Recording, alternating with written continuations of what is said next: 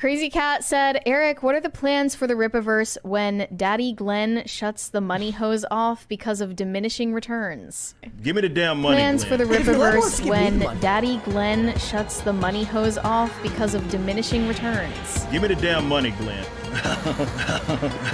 We need the Glenn bucks. Well, yeah, give us the Glenn bucks. Come on. Damn, where is it at? Let's fucking go!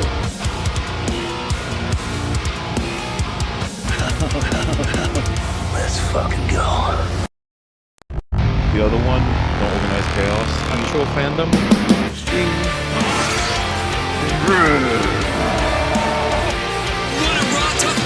You should delete your channel. The female version of Dick Grayson is Pussy Grey Daughter. He's not alive, but he's right. But really, if you want to do any kind of like karmic justice back in the fucking world for the damage that you're causing with this kind of shit, you should just delete your fucking channel. Okay? Drink it in. Yeah. Absorb it. Let it wash over you.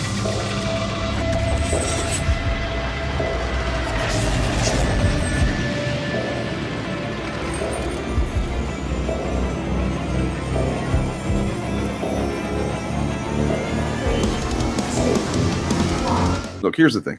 It's the ever-loving blue-eyed thing. It's clobbering time.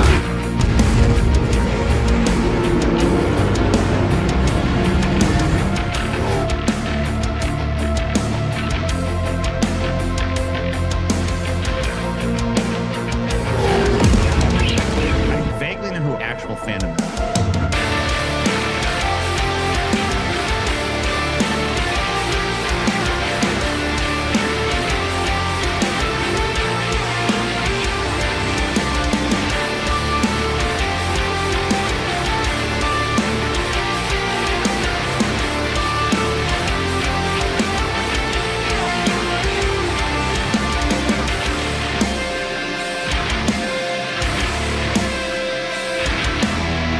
Hey, motherfuckers.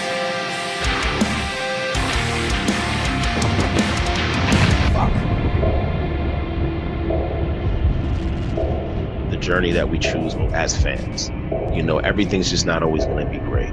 And when it's great, you got to celebrate the hell out of it. But when it's not, you just move on to some other shit. It's like the easiest thing in the world.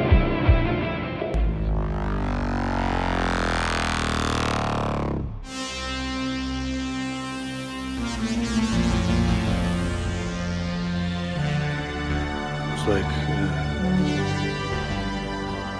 I was made for.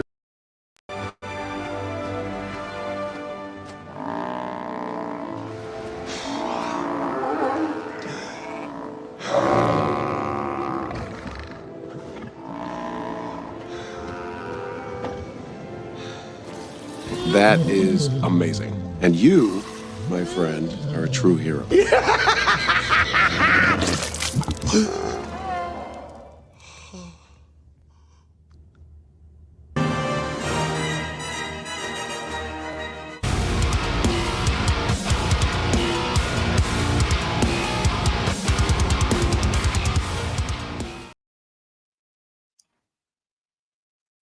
Oh shit, I'm live. Hey everybody. Hey. Ooh, sorry about that. Whoopsie. No, I'm kidding. How you doing? Look, it's Wednesday. No Shillcast this week because there's been scarcely a Shillcast in the last few weeks. Because the truth is, we've broken up behind the scenes, just like 12-Foot Ninja. You guys know what I'm talking about? Heard the band 12-Foot Ninja? Well, they're a band. And they kind of like took a hiatus a couple of years ago. And, then they just never came back from that. And they released an acoustic album, which if you know their music, it's kind of wild, but it's pretty fucking good. Nonetheless, they broke up, sadly. The initiative, however, has not. That was a joke. We're just taking some time. Everybody's doing different things, except for me, who has no real life. That's fucking great. He's gonna be all right, man. We sent him over there to that Scandinavian fucking area where they have like free healthcare and shit. A bunch of socialists over there and shit. So he'll be all right. He'll be all right. Seeing it tomorrow. LFG. Let's finger giraffes. How do you reach? Yeah, taking some time. DJ went out to get some smokes a couple weeks ago. Oh man, that's fucked up. But yeah, Wolverine 9. Yeah, is everybody excited for that? Like, I'm seeing some positive things about it. I'll say that. I don't want to say, because I haven't really seen any spoilers other than like, and what I consider spoilers for anybody that's not aware, which means if you say anything that defies this or fits this description in my chat, I'm probably gonna fucking block you. Excuse me. Anything that is not included in the current marketing or current or previous marketing, basically, I think that constitutes a spoiler. And I would say, you know, if we're being decent lefties who take people's different income, you know, into account, we would give a pretty extended spoiler, you know, free kind of like spoiler alert type thing. You know, don't just start like repeating what happens in the movie like the day of. Definitely don't start the next week or anything. I would personally prefer, and I know that this is asking a lot of people. People don't like to whenever they hear this. I think like a month before you just start, you know, stop with the spoiler alerts and stuff, and you just start talking freely about it, because some people can't get to a movie theater easily, right? That's what I saw too. The trailers gave us nothing, which is kind of crazy because spoiler. No, that's not a spoiler because this fits what I just said as not being a spoiler. X-23 is in the final trailer. You know, that was like kind of what the whole trailer builds up to, is Laura, which is it takes a second to realize it's her too, because she's like an adult now. But yeah, there you go. That's it. And then, you know, people have different health concerns and stuff like that. There's all kinds of reasons why people aren't able to go to the movies, you know, immediately. No, I don't think they're going to go for that one. I think they're going to wait and see how it does. And they're going to probably, it either has something in it that they'll really grift on, or they'll just be like, this is the way Marvel should do it. And then, you know, they're never going to do it again. They just got it right this one time. And then, you know, something like that. That's what my prediction. What's up, Ed? Pop Counterculture. I just saw you there. I would have said hi sooner. Hey, man. How you doing? Welcome to hop on if you'd like to. This is just kind of an impromptu thing. No real plan, hence the stream title. You know what I mean? Smoke One Kenobi. Well, I mean, it is funny, man. It's pretty fucking funny. I agree.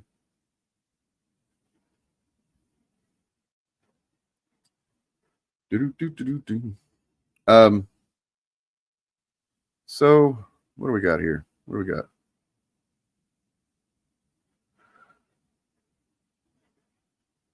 Oh, check this out.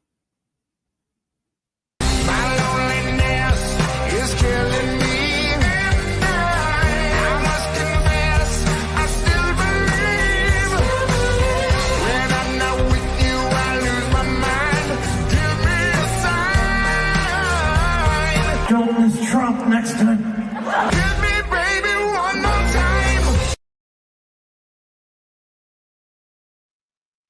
Yep. Cool song. Cool song. Nice. Thank you. Thank you. Yeah, it's a badass motherfucking shirt. That's great, dude. Like, my thing with camping was, so I grew up in the South, as I say often, and you're probably tired of hearing about, you people. Grew up in the South, went camping with my family as a kid, and like did not fucking like it, man, because everything in nature in the deep South is trying to murder you, right? Like, it's just everything. You know, I mean, from the mosquitoes, which there's generally going to be a lot of them, you know, camping season kind of thing.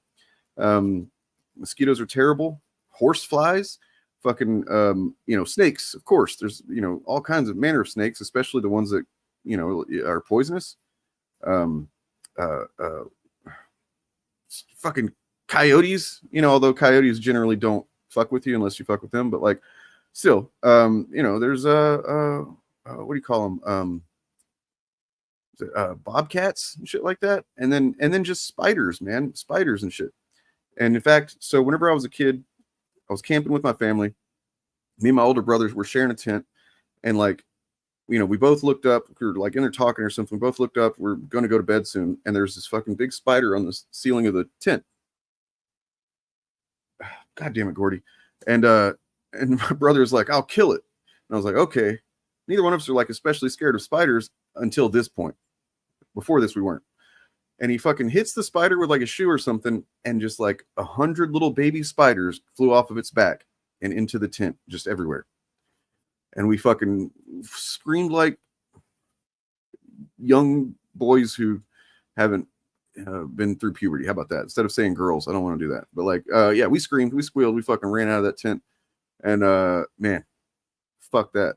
Like, we did not sleep in that tent that night. We slept with our parents, which was uncomfortable and sucked, but better than spiders.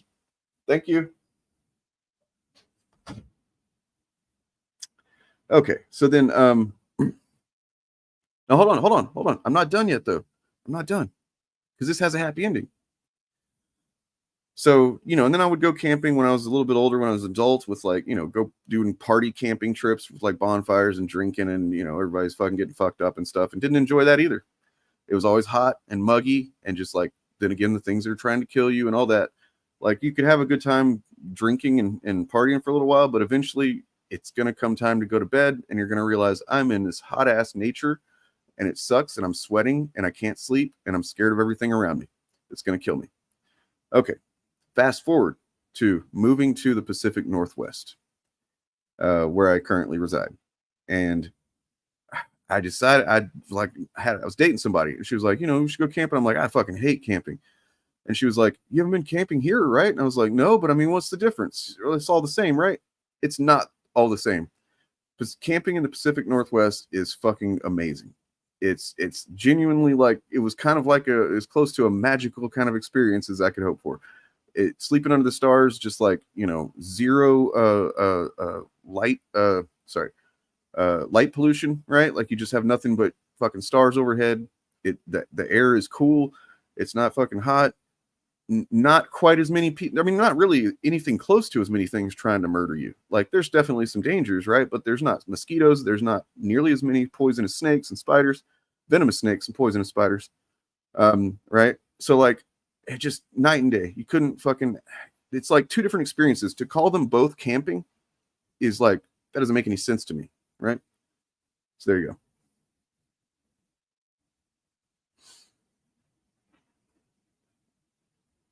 It is. It's like surviving a childhood, going to Action Park, and then somebody being like, you want to go to Disney? And be like, no. And it's like, it's not like Action Park. But yeah. Anyway. Here we are. Hey, you know how, like, what was it? Friday, maybe, that I said I was pretty distracted and like things are kind of not feeling so great in general. The vibes were kind of shitty with, just current events going on, current fucking days and all that. It's kind of turned around a little bit. You guys notice that? You feel that at all? It's not quite as shitty, the vibes out in the world. Maybe that's just me.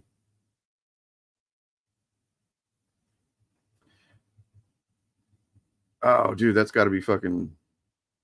Yeah, I mean, I imagine that's very similar and maybe even fucking more majestic than where I was at in the Pacific Northwest. Because, yeah, whew. I mean, like, there's something completely. For another thing, the nature, the difference between nature down south and up north. The trees in the south during the summer are just generally kind of like ugly, even, whenever they're at their fullest, they're still kind of just not great. I don't know what kind of trees they would be. I forget. But like, for the most part, the vast majority of trees are nothing cool. They're just kind of like, bleh, but up in the Pacific Northwest, holy shit, man. Pine trees, fucking redwoods, everything is like, it's a fucking storybook. It's amazing.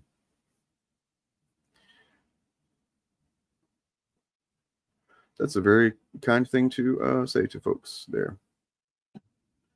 All right. So, what are we going to do? I don't know. Talk about, what do you guys want to talk about? direct this show.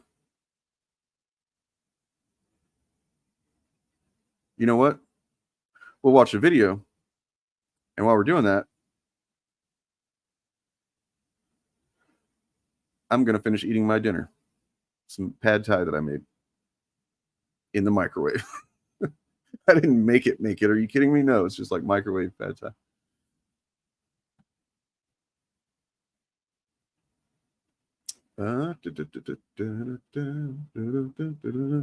Oh, what's this about?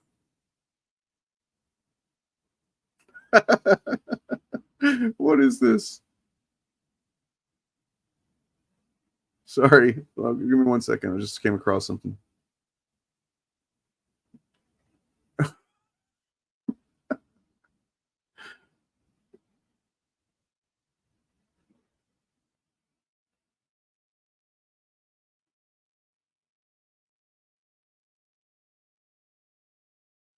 So I just happened upon, like, I refreshed my YouTube feed, whatever. And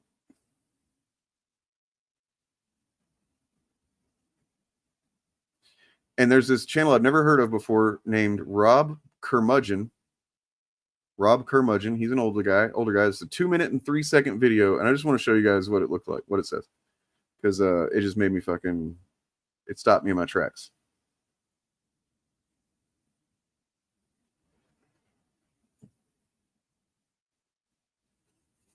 This one. JD Vance is kind of gay.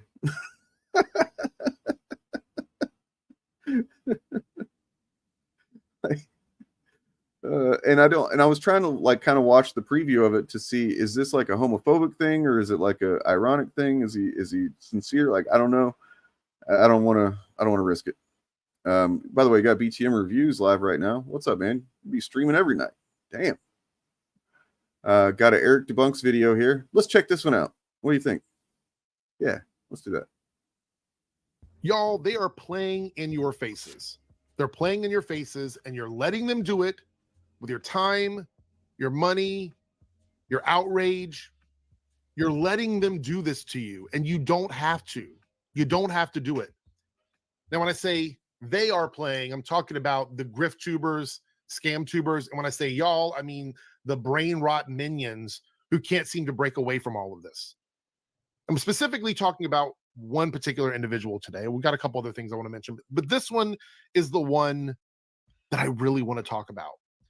And that is Az from Hill versus Babyface, someone who has let their ethics, their morals, their values go out the door for the next dollar, the next paycheck coming their way. This is someone that has sold their entire life to being a lolcow, sidekick, outraged personality to a bunch of other people on YouTube to make money. And he's absolutely right. If you're not, if you guys might have heard him say this, but DJ Eric Debunks actually was a fan of Az's back before he turned grifter. What was he? What kind of channel was Az back then? I forget.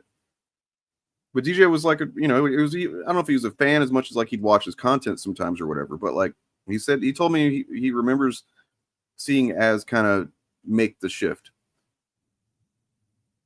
from making sincere content to, straight up. He's just straight up admitting that he's fucking a grifter right now. Just grifting, man. I don't know anything about Vance's couch, man. I'm sorry if that's a meme that's going on. I'm usually late on memes, so I don't know. Are you going to see Wolverine 9 this Friday? Fuck yeah, dude. I was going to tell you, we were talking about you on the Fapcast the other day because like we were talking about Wolverine 9, and I was like, man, does PR Deadpool know that Deadpool is in this movie? Did you know Deadpool makes an appearance in this Wolverine 9 movie that's coming out? So yeah, you should go see it, I think.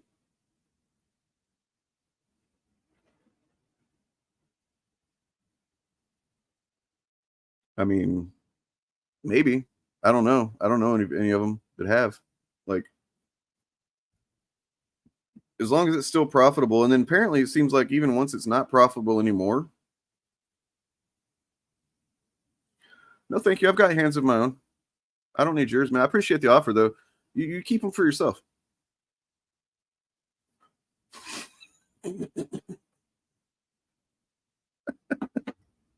We love you. We love you around here. But yeah, and so just if you're not aware, there's a video on my channel you could go check out. Not right now. The from a while back where it was clear that he made love to his couch. What? All right. Well, I'm gonna have to look that up in a second. But yeah. As you know, there's this meme right here. Where's it at? Do I have the? Yeah. You can pick up the softback trade paper. That was probably echoey. Hold on. You can pick up the softback trade paper. The what now? The fucking what? Yeah. So there's that. That was from whenever we, watched that video about him, or he was talking about the Saska sisters or whatever. And then like every comic book on his, just about, not quite, but every comic book minus a couple on his wall behind him were like either straight up Rippaverse or like Chuck Dixon's stuff on G.I. Joe or whatever the fuck. Like it was all directly related. Like that's the comics that he's showing off. Not his favorite comics that he's ever read. Not like comics that mean something to him, but comics that are just directly related to the fucking bullshit that he's shilling right now. And these people want to call us shills. You know what I mean? It's fucking crazy.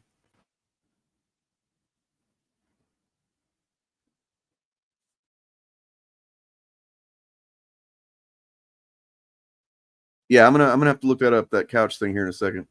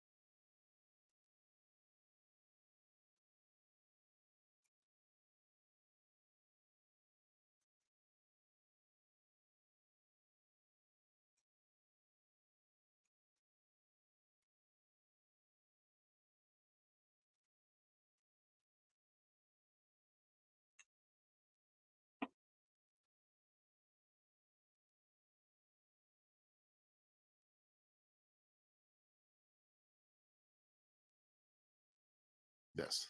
My bad. This is I forgot that. God damn it. Thank you. And I'm sitting here eating. All right. Well, that's okay because look what I found.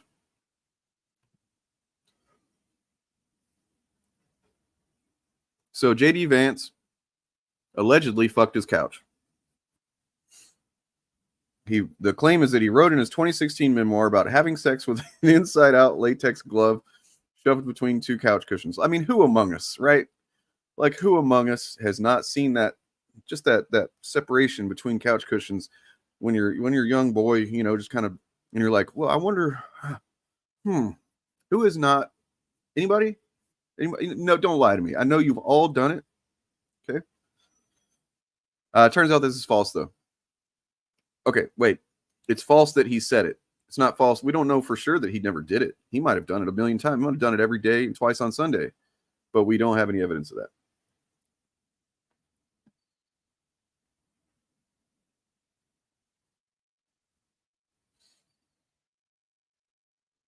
So, yeah, it's definitely not true that it's not in the book, right? It's not in his hillbilly elegy. Now, apparently there are quite a few things in that book that are not necessarily the most truthful or factual. I don't know the details of that, but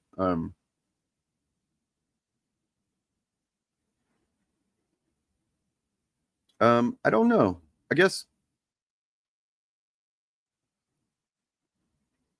I'm thinking about too hard. I don't know. I really don't know why it would need to be that. Yeah, it's not in there.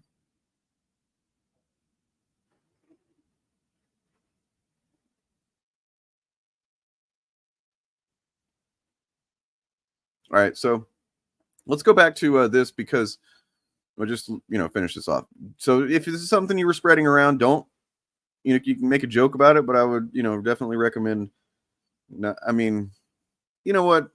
You're going to do what you're going to do. Fuck it. Now, on the other hand, Kamala Harris did tell us all, do not come. Do not come. But, I'm a rule breaker. I'm a law breaker. I see a lot of law breakers in here. I'm sorry. I mean, I don't know that trend is the accurate word for it, man, when it comes to their supporters at this point. I mean, cult.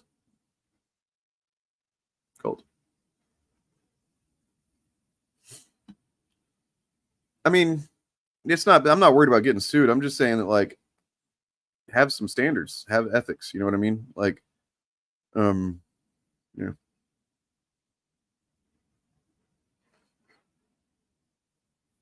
No, I haven't seen that. But, whoa, really? That's not even possible, right? How's that even possible? I mean, he definitely doesn't seem popular.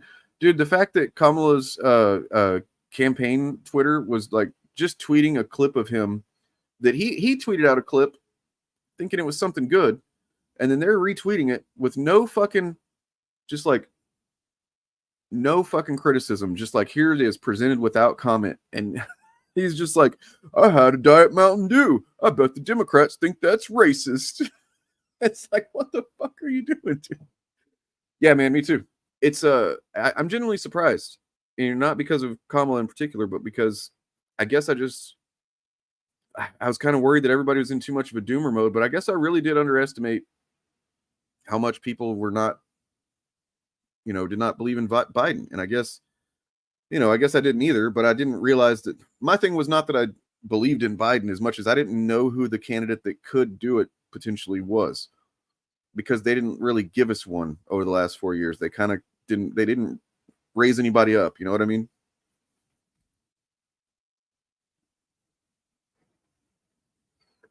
That's crazy. I don't even know how you can do that. Doesn't even make sense. Yeah, they want him out. He's out. And look, I don't know that you could, like, I don't know if you could have more polar opposite candidates than the one who, like Joe Biden stepped down. You know what I mean? And he certainly didn't have an easy time with it. I'm sure that he's like, his ego was getting the better of him and stuff. But eventually, he had people around him. He listened to the will of the people and the voters and the party and everything, and he made the choice. Right? Hard fucking choice. And he gets massive respect from me for that. On the other hand, you've got the guy who literally didn't want to let go of power, tried to fucking do a coup, has claimed that every day since that basically he didn't lose. And then, they're going to be doing all kinds of shit to try and win this time too. And it's like, come on, America. Remember what the fuck America is supposed to be. I think one of these guys represents it far more than the other one, That's great. That's good to hear. He did not predict that. He predicted that Kamala Khan would be president. It's two different people. And that was in Wolverine The End, as in Wolverine, like Laura Kinney, The End storyline.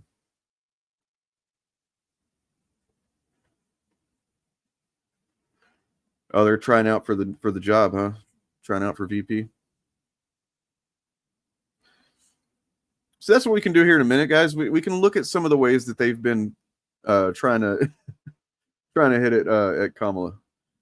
And I'm really getting it, and I want to reiterate to you guys that it's Kamala, not Kamala. Okay? Kamala Khan is Ms. Marvel. Kamala Harris is probably going to be the next president. Let's hope. Yeah, old woman Laura was different because, man, it was like it was not dystopian.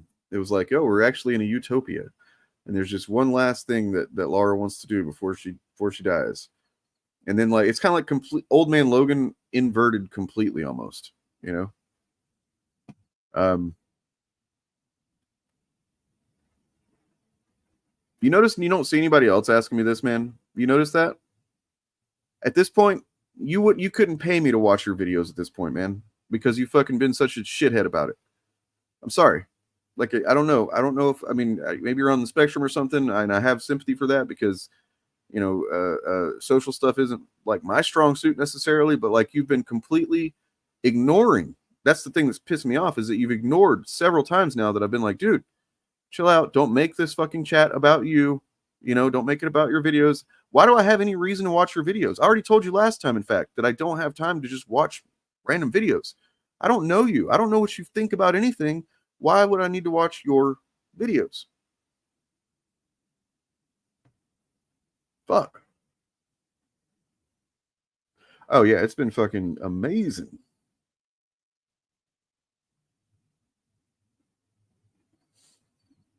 Yeah, I mean, that's worth it. It's worth it. All right, so he did not fuck his couch, apparently, that we know of. All right, he probably did at some point fuck his couch, maybe more than once. But in this case, it's not written in the book and the glove thing and all that. All right, back to DJ. Let's watch this thing again because I played it with the damn sound off. So he's basically just talking about how unpopular Az is on Friday Night Tights. Okay. Is an unpredictable loose cannon with no filter, and it's fun for a while, but I can tell you from personal experience, the no filter stuff after a while can become a problem for you and your brand if you're associated with it. And Az was. Go to the subreddits, you can read about it. People didn't like Az. He was not popular with the viewers of FNT for the most part. Every day I would see their subreddit, the Mauler subreddit, all these different subreddits where they bring up Az. The vast majority of the comments that I saw were not happy about Az. Now, you might be an outlier where you're like, oh no, I liked Az, but I didn't see a lot of people standing Az in those categories. Anyway, point being is I'm pretty sure they're happy that he's gone, if I'm just kind of spitballing a guess here, because of stuff like this. This is the kind of stuff they don't want on FNT. They don't need people saying the quiet part out loud. We had another situation with Jeremy from Geeks and Gamers, where he said the quiet part out loud. We'll look at that in a second, from like 8 or 9 months ago. But they don't need this, right? Anyone else sad there's no Acolyte tomorrow? Now, I enjoyed the Acolyte. I am sad there's no Acolyte because I think the show could have used like 1 or 2 more episodes to really wrap up the story. So I genuinely am sad there's no Acolyte.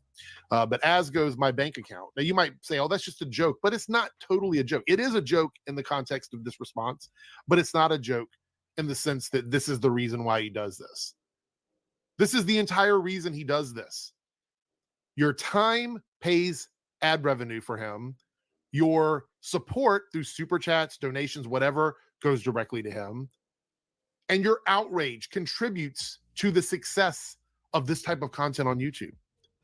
And the really scary thing about this kind of content is YouTube has yet to do anything about it. They don't care. Google does not care. There's no incentive for them to fix the algorithm. All right, well, I don't want to sit here and just like steal DJ's content. So if you guys are not subscribed to him already, you should be. Like, why are you not? Why are you not? This man is a rising star in the anti fandom sphere. Okay. You know, and I say that proudly. He's one that I nurtured myself, and I said, you can do it, little guy. You can do this, and you know, and he did, and he is. I'm just kidding. I don't want to take anything away from him, but like, I do take a little bit of pride in the fact that DJ came to me whenever he started thinking about, you know, talking about this stuff, and he'd been making content without mentioning all this shit for a long time. But whenever he decided, you know what, I can't fucking keep quiet about this bullshit anymore. Yeah. Anyway.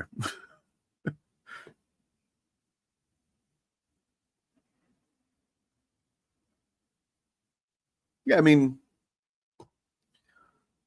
You know, I wish that I could say that I wanted any of these guys to suffer, really, and I really don't. You know what I mean? I don't know. I don't want them to suffer. If for some reason if a miracle happens and YouTube decides to start actually holding true to its TOS and punishing these channels and stuff like that, and they just get their channels deleted or whatever, I hope that they're able to turn whatever talent they have. You know what I mean? Like, I hope they're able to turn it into some new career that doesn't hurt people, that doesn't exploit people, that doesn't lie. You know what I mean?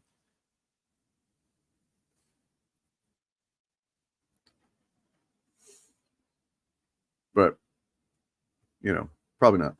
I don't know I don't know that this really. That's not true. Actually, I can see several ways that things that I have learned doing YouTube, I could then apply to new paths in life if I chose to do that. I mean, I could try to be an editor, paid to be an editor. I didn't know how to edit before this. Anyway, but the thing is, the difference is they grift because they don't want to work, right? They don't want to actually work. They don't want to fucking verify claims. They don't want to like how I just did with the Snopes thing. Like JD Vance is somebody that I think is a bad person, and he's a terrible person, and I want him out of office, or not to be in office, rather, not to be in a higher office. I want him to lose. I still fucking fact checked that shit. You know what I mean? These guys don't do that shit. If there's something that benefits them or you know, is a detriment to their perceived enemies or whatever, they're gonna run with that shit as hard as they possibly can. Especially if it's not factual and it makes that person look bad. That's true. That's true. Coffee. He's selling coffee.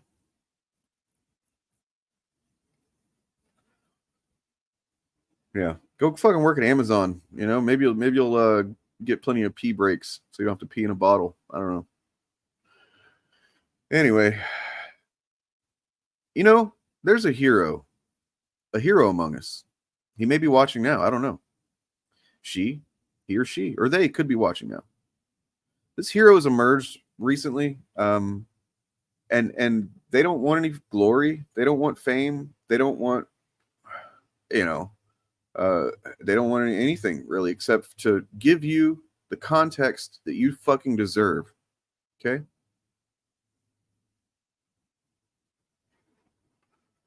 You know, he, she, they do not share their name. He, she, they do not share their face. We don't know who it is. Yet he, she, they. I guess you could just say they, right? Like do any all. So we'll say they're any all. We'll say they. They have provided us with pure fucking gold every single time, and it's only getting better every single time. Let's what do you guys think? You guys think Nerdrotic or Critical Drinker? Just pick one. Give me Nerdrotic or Critical Drinker. Let's vote on it. All this is just which video we're gonna watch, or which one we're gonna watch a video about. Come on, give me vote. Drinker. Okay, we got 2 drinkers. Got a Nerdrotic. Got a dinker. Okay, it looks like it's a dinker. We're doing a dinker.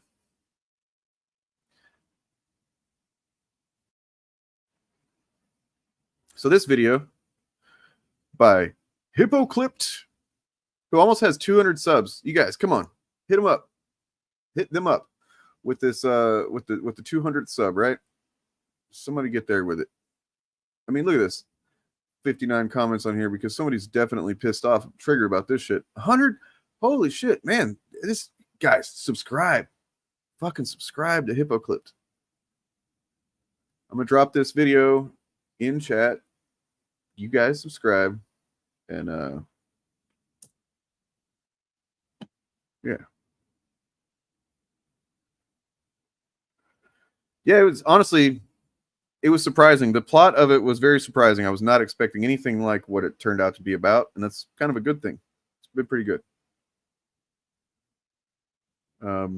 And then there's in chat this video's description or this video's link, and you should go subscribe. And yeah. All right, check this out. I know writers who use subtext, and they're all cowards. Man, don't you just hate them all? Well, if you happen to be a creative working in Hollywood today, then the answer is probably yes. My source is that I made it the fuck up.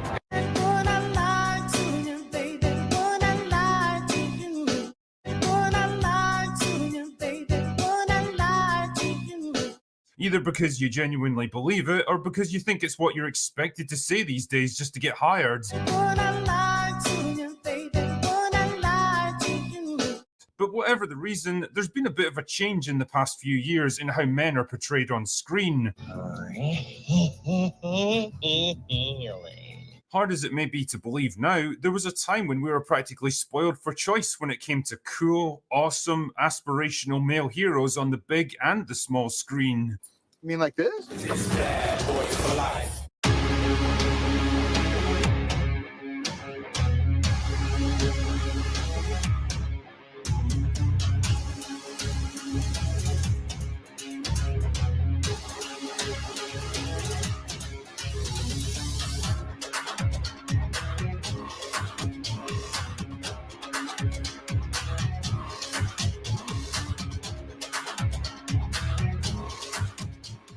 Whether they were scrappy underdogs who had to rise to the challenge. This is all my fault. I can't save everyone. Or brave adventurers risking life and limb for fortune and glory. The galaxy still needs its guardians. Or hard-bitten cops taking on the criminal underbelly of society. I need nasty Mike. Bad boy. They were a whole generation of men who kicked ass, triumphed against the odds, and saved the day, and usually looked pretty cool doing it. I'm going to need a gun. Don't believe me? Fuck it. Go turn on your TV and watch basically any commercial break that comes up in the next hour or so. What in heaven's name are you talking about? Tell me, how many dumb, hapless, incompetent husbands, fathers, and boyfriends do you see constantly screwing up even the most simple household tasks and needing someone more diverse to bail them out? Your top 5 films and why? Oof. Big Trouble in Little China. And needing someone more diverse to bail them out. Dumb. Oh my god. I don't know if you guys realize how fucking hilarious that is. Of course, Hippoclipped goes on to show you why, but like, we're gonna have to talk about it, I think, too.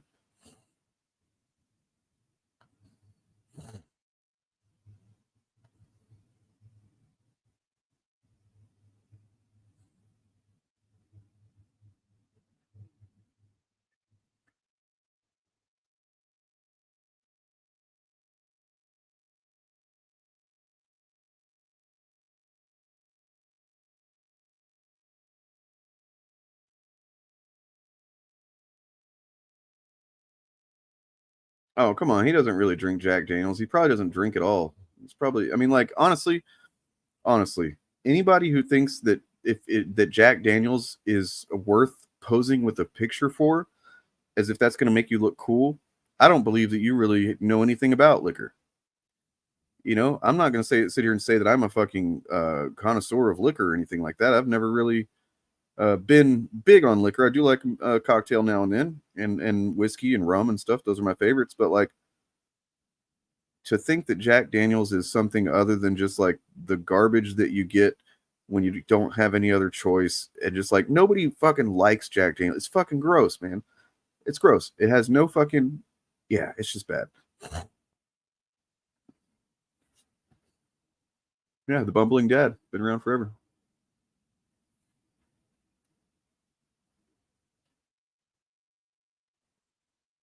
Oh, yeah. Good point, man. Good point. Yeah, like, he fucking... If you haven't seen our drinkers message videos or it's 3 videos on my channel, 1 video on Turf's channel. Check those out. And like this video right here would work great with like a remix of the drinkers message. I could take this video and cut it up into our videos and it would be fucking amazing. Yeah, surely.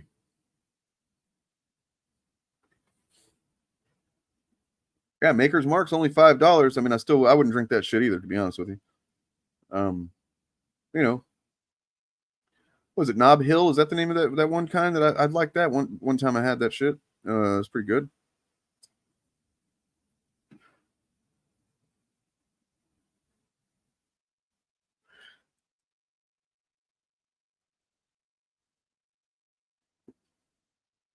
I thought you said it was only $5. My bad. Knob Creek, that's what it is. Thank you. Yeah, I tried that shit before. That was probably one of the best ones I've tried. But I don't buy liquor. Like, I really only ever drink it if I'm like end up in a situation where somebody's like, "Hey, you want to drink?" And it's like specifically a decent. They tell me it's a decent rum or whiskey or whatever, bourbon. Yeah, it's the drink that you fucking. It's party liquor. You know what I mean? Like, it's the shit that whenever you're in fucking I don't want to say high school because I don't want to promote that, but like college or whatever, you know, you go to somebody's fucking apartment and they're having a party and you like, you know, Jack Daniels, fucking Crown Royal, which is arguably actually better than Jack Daniels. Crown Royal's not super terrible, but still there's far better drinks that you could get.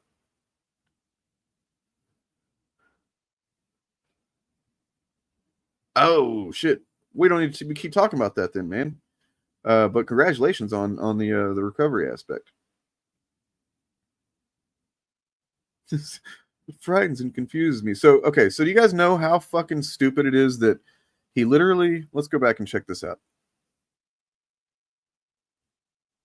Incompetent husbands, fathers, and boyfriends do you see constantly screwing up even the most simple household tasks and needing someone more diverse to bail them out?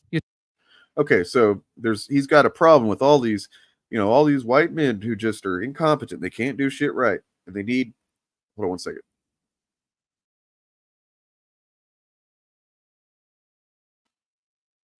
And they always need someone more diverse to come and bail them out these days. You know, that's just this new trope that Hollywood's doing. It's just like, oh, stop it, Hollywood. And then your top 5 films and why. Oof. Big Trouble in Little China. Okay. If you have not seen Big Trouble in Little China, it is exactly what that describes. Now, he was talking about it in the context of commercials, but he says it about movies too, right? Like, the main character of Big Trouble in Little China, Jack Burton, played by fucking Kurt Russell, name was escaping me for a second, is an utter buffoon. He thinks he's way more competent than he is, and he does like a couple of cool, like basically at the very end, spoiler alert for Big Trouble, but he manages to catch a knife and throw it back and hit this fucking the bad guy and kill him. And that is depicted as like, oh wow, he finally did something right because it's something he was practicing or whatever, or the other guy showed him. The main hero, not the main character, but the hero of the story is his little Chinese buddy. I forget his name, but like literally, like he does a great job showing this. I don't even know why I need to say anything because man, Hippo Clips edits just they sing. And needing someone more diverse to bail them out. Dumb. So that happens right before the big final battle in the movie. Jack, you know, shoots his gun up in the air and fucking hits the ceiling above him. Some fucking rocks come down, knock him out, and he is out of fucking commission for the entire final battle. Meanwhile, the other dude, the Chinese dude, is fucking doing all kinds of cool ass Matrix fighting, long time before the Matrix. It's amazing. And it's a fucking great movie, by the way. It is a fucking phenomenal movie, and partly, in large part, because of that shift of the dynamic that Carpenter did with it. Hapless, incompetent, and needing someone more diverse to bail them out. Now, this is a trend that I've noticed creeping into films and TV for quite some time now. Not my fucking problem. So let's take some time to look at each one in turn. And this is going to be a pretty big topic, so I'll probably have to make this video a two-parter to give each one the attention it deserves. Part 2? There is no part There 2. is no part Trope 2. number 1, the death of the stoic man. I mean, look, I will say that this edit is more subtle, But I really do like my edit with the Stoic edit. It's got like get the definition for what stoicism is, right?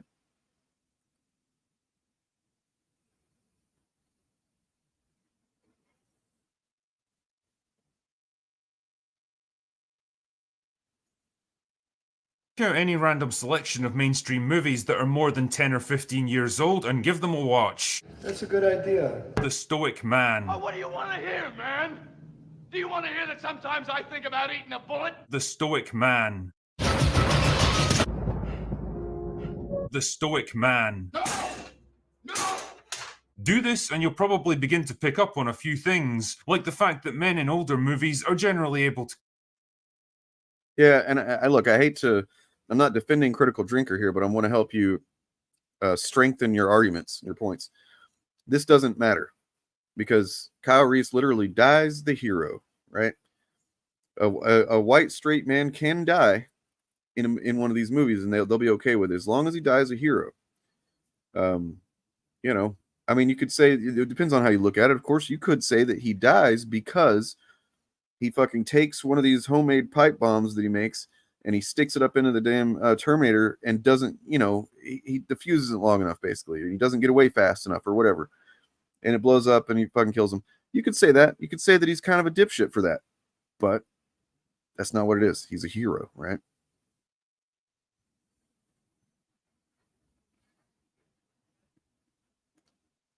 convey a lot more by saying less. The Stoic Man.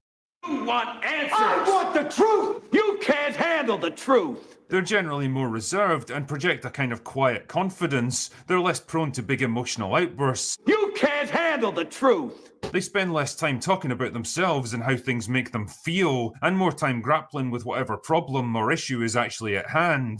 What do you like to do? Do you paint, play ball, play an instrument? Ride horses. Dumb as fence posts, but very intuitive.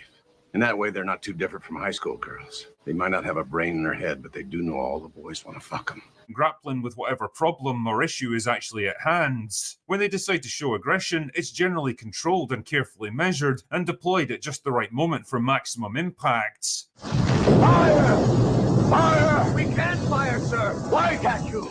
In writing terms, this is what we refer to as stoicism. A stoic character is one that's generally reserved and emotional. And I just want to say, maybe I'm wrong here, but I don't feel like stoicism is something that writers tend to focus. I mean, like, yes, it is something. I mean, like, because writers focus on everything. This is such a fucking idiotic thing to say, Critical Drinker, you fucking moron. God damn it. Okay. In writing terms, this is what we call stoicism. No, this is what you're talking about is kind of just a closed off, emotionless, form of masculinity, which, I guess, yeah, stoicism could be used to apply that if he was even being truthful about the movies that he acts like were just full of stoic men when they weren't, right? Yeah, it's not a writer term. It's fucking Marcus Aurelius term. God damn it. Like, you know what I mean?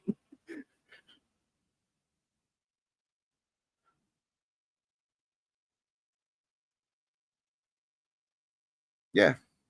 What's fucking stupid, man, is that, like, I actually have the screenshot somewhere. We could look at it sometime, but, like, I don't know, it's not that interesting. I found where he did a AMA on Reddit before he was the Critical Drinker, right?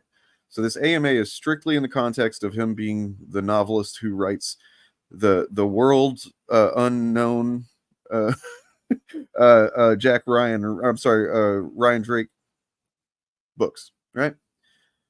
And some of the questions he's asked are pretty good questions, and some of the answers he gives are pretty good answers. Like, nothing like mind-blowing. He's not like a fucking genius or anything, but he shows that he understands things better than he typically puts on in these videos. So, like, that even more, than some other things that have come to light about him made me realize, no, he knows exactly what he's doing. He's fucking lying. He knows exactly that he is full of shit. And he's doing it on purpose. It'd be one thing if he was just stupid. He is kind of stupid, but he also is a liar.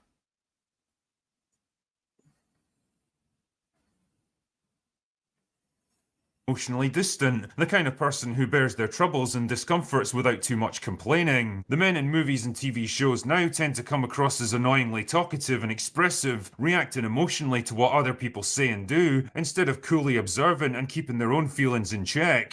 Hey, Stella!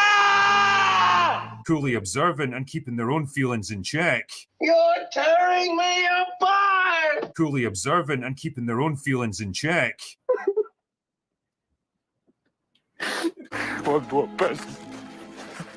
And I didn't. I'm gonna be here when you wake up. I could have been a contender. I could have been somebody. The reality is that most of the time, men just don't feel things as deeply as people seem to imagine. You have problems. We think too much and feel too little. We all want to help one another. Human beings are like that.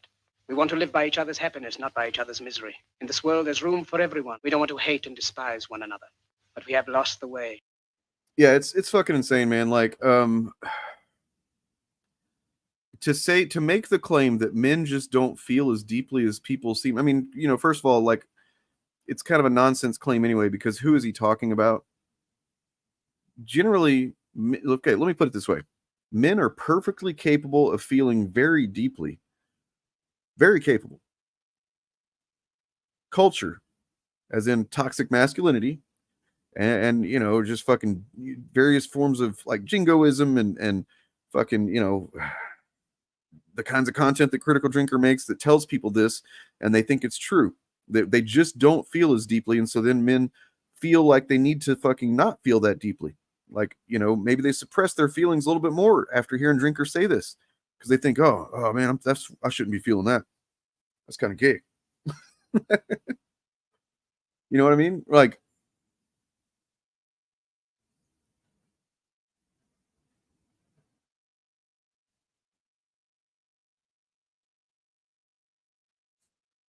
yeah, I mean, if that happened, sure. I mean, look, we're talking about fiction here. This all applies.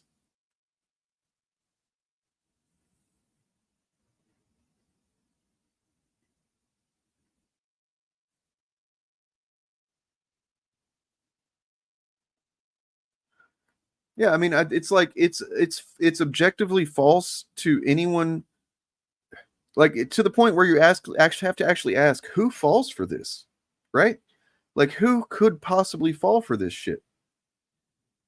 And I think it's people that are just like ideologically fucking already just twisted up. Exactly. Stoics don't waste their time. I mean, you guys want to look at yeah. I mean, that's what it was, really, truly. Yeah. I mean, look, Stoicism has helped me quite a bit, but that's because I actually read about Stoicism. You know what I mean? Like, I have to pull up the guy's name, but I've read a couple of books. I even had like a little journal that corresponded with one of the books that like helped me, you know, learn to process things via Stoicism. And that doesn't mean like I stopped expressing emotion. It doesn't mean that I fucking shoved all my emotions down or anything like that. It just generally meant that I wasn't as reactive. I'm not as reactive to them. And that's probably, it's a pretty good thing, just in, you know, practical terms. Being reactive to your feelings all the time, reacting instead of responding. That's the primary thing that I feel like I got out of Stoicism, as a matter of fact. I'm sorry. Respond instead of react. That's what you want to do. Don't react to your emotions. Respond. Don't react to what people say. Respond to what people say. There is a difference there. You know what I mean? Reacting is the thing that you do whenever you haven't thought about it. You just kind of like, you just do the action or say the thing or whatever in response or as a reaction. And then responding is, to me, you take the time to consider, you know, ins and outs, the what have yous of the situation.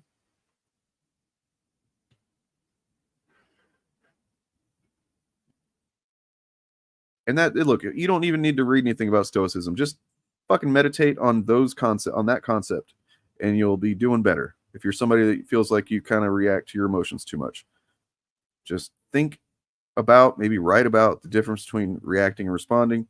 Think about it on a daily basis for, I don't know, a month, and you'll start seeing improvement.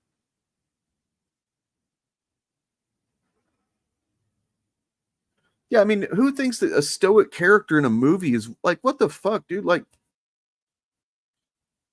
hello, I am. Let me try and think here. I want to do an impression.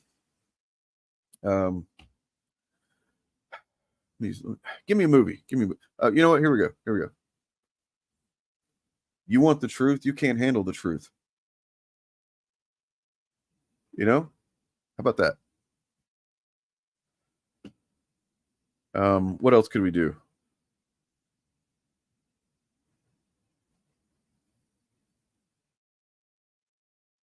Give me a movie, guys. Give me a movie.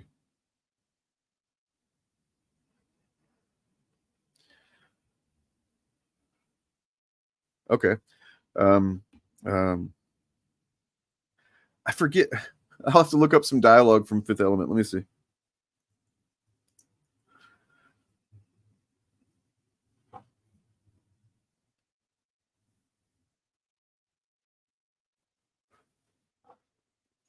You want to play it soft? We'll play it soft. You want to play it hard? Let's play it hard. You know? There we go. Oh, how about fucking Zorg. But you can still count. It's easy. Look at my fingers. For 4 stones. You know? How about have some Lilu? Multipass.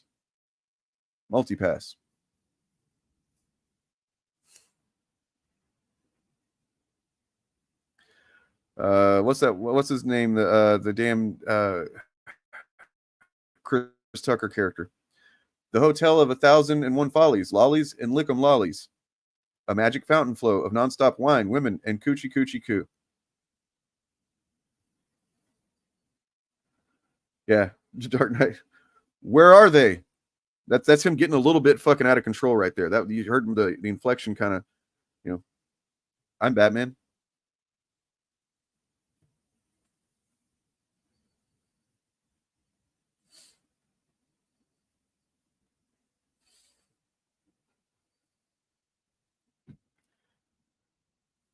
Say hello to my little friend. Ruby Rod, thank you. That was it.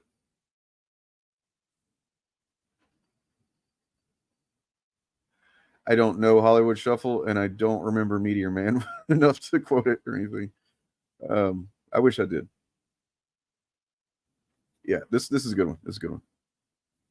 Where are they? Where are they? It's Batman. Thank you. Thank you.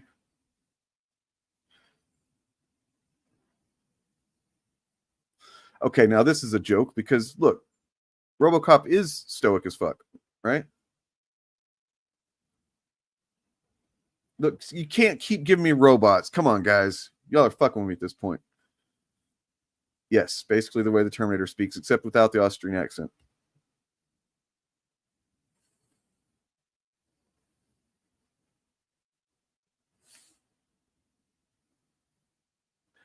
Geez, you got a big pussy. Geez, you got a big pussy. You know? You're tearing me apart, Lisa. Like, that's the thing, is like, it's not even just about the emotion that you express, like with your voice and your gesture. It's like the words. He doesn't want characters to express words that represent feelings. You know what I mean? Like, because just hey, don't shut me down. I'll keep going. Do not try to shut me down, my man. I will fucking keep on going. Because look, what I'm doing is I'm gonna make a little supercut of me doing that whenever this is all said and done. Oh my God. They're gonna eat him, and then they're gonna eat me. Oh my God. Am I mixing up Home Alone with the Troll 2? I think I am.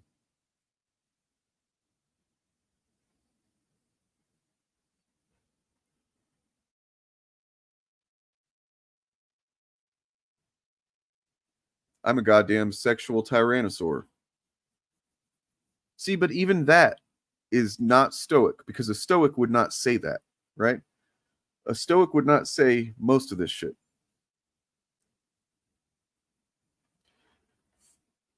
Because that's the thing.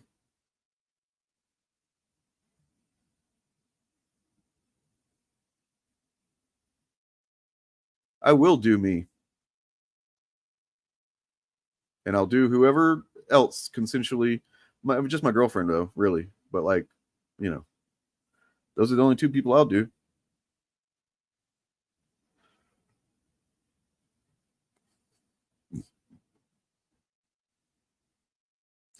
Oh, I got one. Yeah, get this shit right here. Okay. You bunch of hodunk, podunk, weld in there motherfuckers. You should have just given me the goddamn key. Humans, you're not worth the humans, you're not worth the flesh you're printed on. Thank you. That was Billy Zane from fucking Tales from the Crypt presents Demon Knight.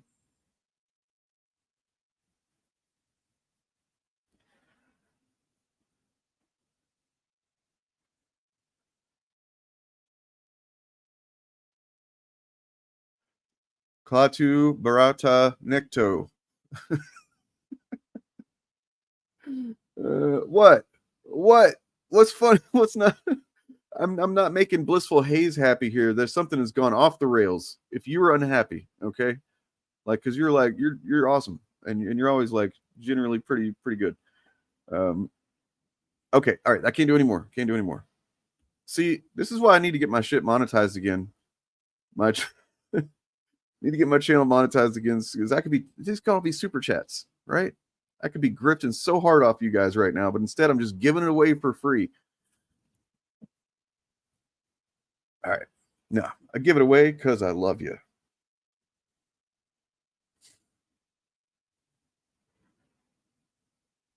Oh, I see.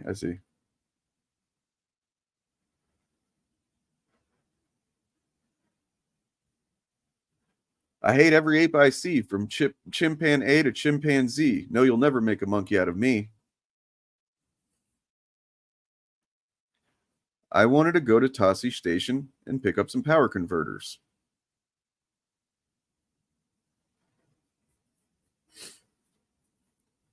You maniacs. God damn you. You blew it up.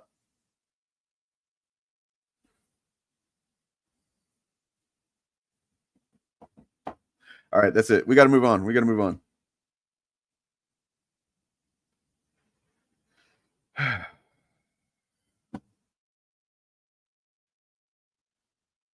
So here's what you guys remember, like, they were going really hard at Biden, you know, like there's a reason that Biden dropped out, right? Because the right, look, you got to give them credit, I guess, because I don't know if it wasn't for, it's not just that the Democrats or the people, you know, liberals left on the left were fearful of him not being able to win. It was because the right had made such a big deal out of it for so long that Biden was just like falling apart. He's decrepit. His fucking brain's leaking out of his ears and shit. So we got, you know, so the right successfully got that narrative in place, and you kind of have to give them credit, whatever, not really, but like they did what they were trying to do, man. And good on them, right? But like, so now they're trying to find their thing with Kamala, right? And this guy, he might have it. Let's see. Represents something which I believe is probably the amalgam of the spirit of Jezebel, and in a way that'll be even more ominous than Hillary, because she'll bring a racial component, and she's younger. And so this is going to be a real thing to rise above that. So in the spirit, you know, as a Christian, I'm describing to you warfare on two levels, right? So the spirit of Jezebel, I don't think they quite have it yet. I think they're still workshopping what they're going to do. I mean, I'd argue, honestly, I believe that Trump is more cognitively limited. He probably was just genetically and by birth that way. But I think that the most of what we saw with Biden was his stutter, his lifelong stutter. But then more recently, yeah, he seemed like he was having a harder time in the evenings and whatnot. And that's something that happens to pretty much everybody when they get older. The you wake up, you get moving for the day, and then generally midday, I mean, that shit, I'm like this now, for fuck's sake. Like, I'm like half his age, and it's like I'm much better at 2 p.m. than I am at like 10 p.m., right?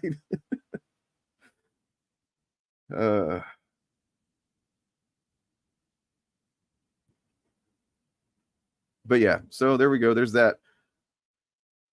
By the way, subscribe to Hippo Clipped. I don't know if I've added him to the copy in the description yet, but I'll be sure to do that after this stream, so that he's always there. He, she, they are always there. They.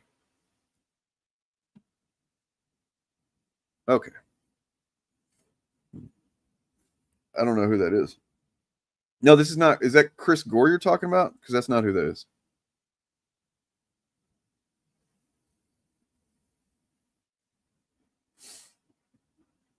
Oh, by the way, I did. I've sent out an email. We'll see if she responds to Alyssa Mercante. It's like, hey, been paying attention to the bullshit she's been getting since pretty much the Sweet Baby Inc. stuff popped off. And I'm trying to get her to be a guest on either on, I guess, on my show or on Shillcast. We'll see. I hope she responds. She's fucking awesome.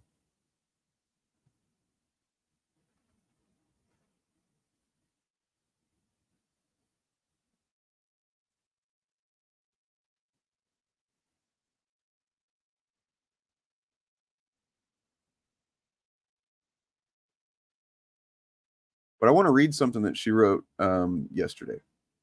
And it's her pinned comment with good reason. This is good shit, man.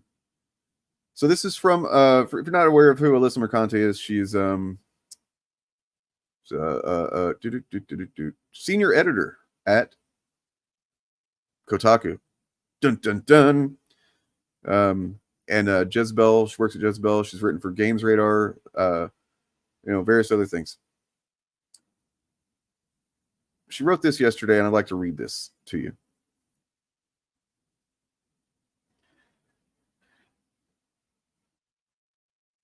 So this week it was Assassin's Creed Shadows. Before that, it was a content warning. Sorry, let me try that again. Before that, it was a content warning added to a Capcom game. Before that, it was a perceived failure of Flintlock. Before that, it was a female lead in a Star Wars game not being hot enough. Before that, it was a black lead in a Star Wars show merely existing. Before that, it was the way characters in Concord looked. Before that, it was a trans voice actor in Final Fantasy, was that 14 expansion. Before that, it was Tiana's Bayou Adventure at Disney World. Before that, it was Lara Croft's Jawline. Before that, it was Dungeons & Dragons Orcs going woke. Before that, it was gameplay strategies in Elden Ring. Before that, it was romance options in Dragon Age, The Veilguard. Before that, it was Jean Grey in the upcoming Wolverine game. Before that, it was the trans flag cosmetics in Call of Duty. Before that, it was DEI wording in a Nintendo job posting. Before that, it was a woman journalist reporting on the workplace environment at the studio behind Black Myth, Wukong. Before that, it was removing the butt from the boys' firecracker in Warzone. Before that, it was the politics in Helldivers 2. Before that, it was race-swapping comic book characters. Before that, it was another Jawline in a Perfect Dark remake. Before that, it was female custodes in Warhammer. All of this manufactured rage has been rammed down the throats of impressionable young people in just the last 45 days. Yeah, she missed some, and I'm pretty sure that some of that is a little bit anachronistic. Like, I mean, I'm not holding it against her because she probably did this just, off the top of her head. The point stands. Like, the message, so to speak, stands. This is not good, man. This is, like, the very last thing she says here. All of this shoved down the throats of impressionable young people in the last 45 days. If you have kids, does anybody have kids that are like old enough to watch YouTube? You guys are monitoring what they're watching, right? Please tell me you are.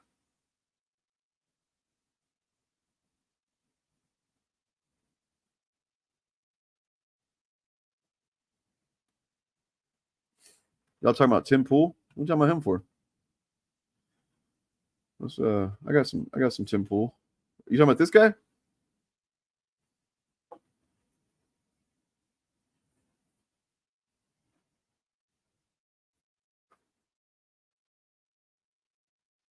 Oh, hi, I'm Tim Pool. I'm actually a 12-year-old fat kid. All right, sorry.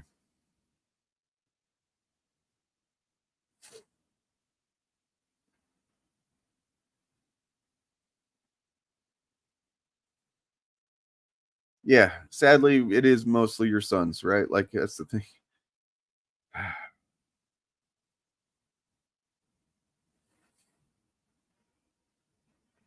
However, Screwface, you got to be careful, man, because stuff like that can lead to that shit, right? Like, so if he's high school aged and he's into NFL 2K and drill rap videos, I don't know how, but those, like, so for instance, you could end up watching Andrew Tate if you start getting into just male fitness. You know, if you start on like a legit male fitness channel, you could very easily end up recommended some Andrew Tate, and you're next thing you know, you're watching Andrew Tate before you even know it.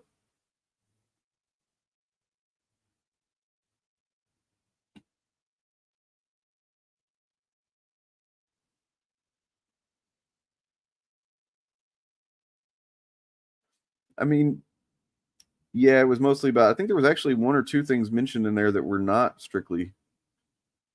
No, maybe it was all video games. I think it was. Yeah. Yep. So that's why if there was something missing from it that you feel like, you know, I mean, basically I didn't cover any of this because it's all gaming stuff.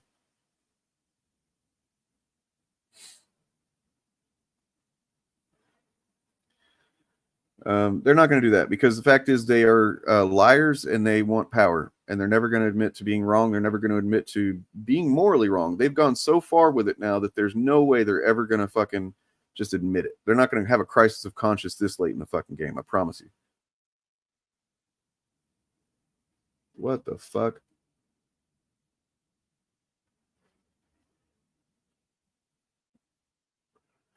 Well,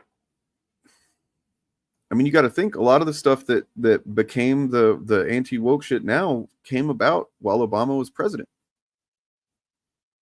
Like, I don't think that just having a supposedly a progressive president, you know, it could be that, and actually, I kind of feel like this might be the most likely thing, man. I hope not, but like, it could be that resentment to having Kamala as president, you know, God willing, she wins. Resentment from chuds creates, like, bolsters the market for this stuff again. You know what I mean?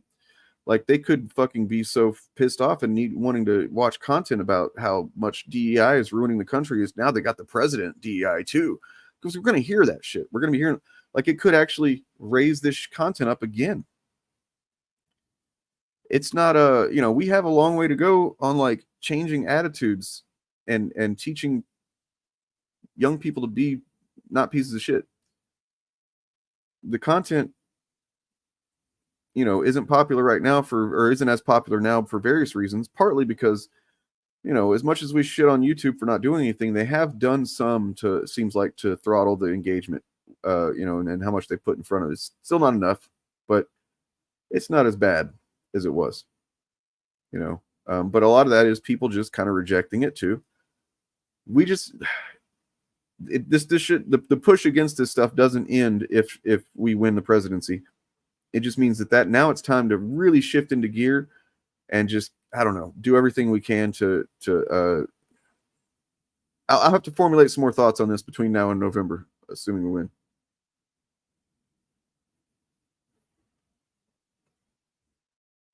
They will shut the fuck up if they're not incentivized by the algorithm and by advertising. I think so.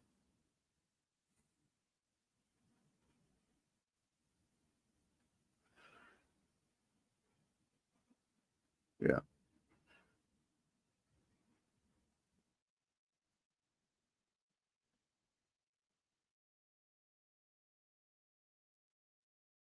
Yep.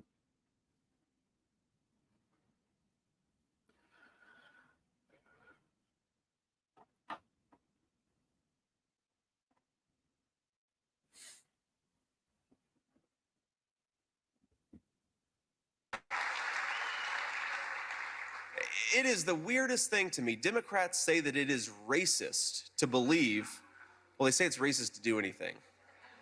I had a Diet Mountain Dew yesterday and one today. I'm sure they're going to call that racist too, but it's good. I love you guys. But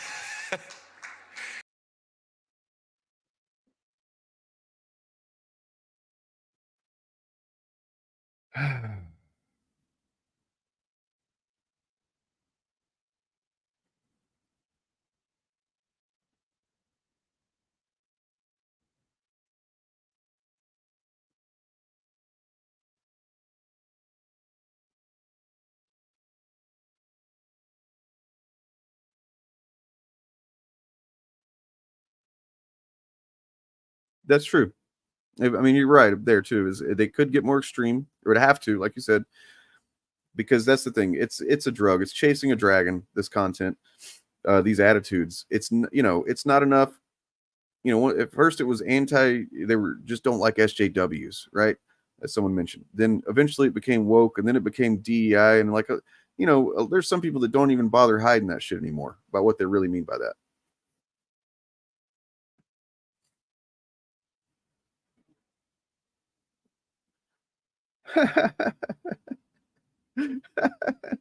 That's good. All right. I was trying to find something. 1 second.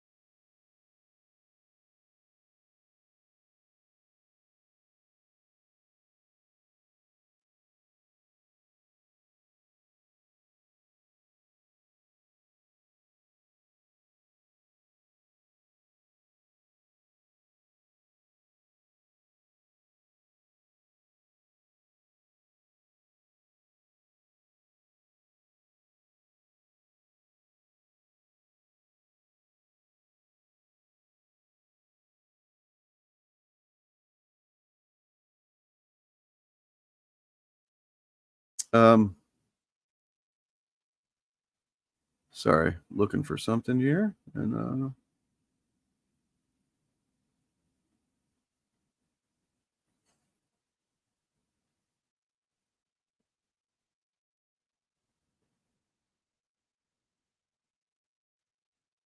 okay.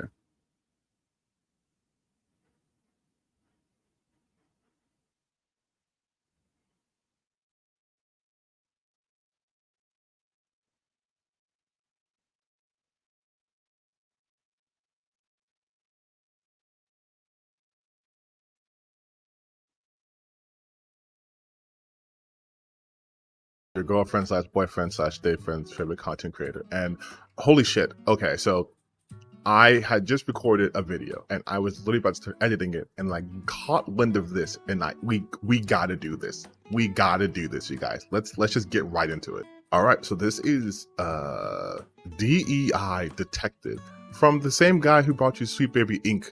Detected, right? Forced DEI is becoming unbearable on games. It's time to push back. So let's see. Just click here. What game is this? Eden Chronicles, 100 Heroes, political-driven Western localization.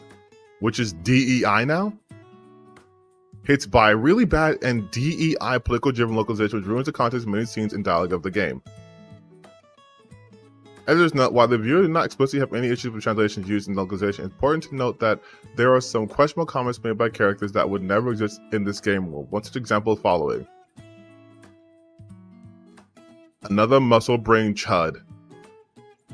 And the translation was brute force. Chud is the derogatory term used to criticize people, So it's completely out of place. And here's the thing, where is this coming from? Like, where is this coming from? Okay, here, wait. Can I zoom? Can I make this bigger? I can't. Okay. So the left one says, got him. And they said translation means we did it. And then this one says, you sure it's a he? And this one says, but what is this huge thing? Who cares? Like, where to buy? We do not share links to DEI infested games. DEI consultants. We've not found any consultants related to this game. Conclusion, DEI detected. Beautiful work. Beautiful work. Love it. Good job. So good. So good. So, oh God. Just, the fuck? Oh, okay. Let's see what else is DEI. Oh, this one I'm going to get just Flintlock. So it's SBI. Mention the involvement in Edge magazine. Sweeper being involved. That's it. That's it. That's it. Super Inc. Oh yeah, bad. Oh my God. And this game is unknown. Sweet Baby Inc. Mentioned on the Shorty Awards official website. Okay, so let's see what games. Okay, what games are DEI free? DEI free games. Screwface, what is his name, man? Because I downloaded his video and I thought that I would remember his channel name, and I apparently didn't. And I'm not seeing it. It's got to be in my my watched video, my history at some point, but I just haven't seen it yet. He is awesome. I wanted to promote him. Do you remember his name?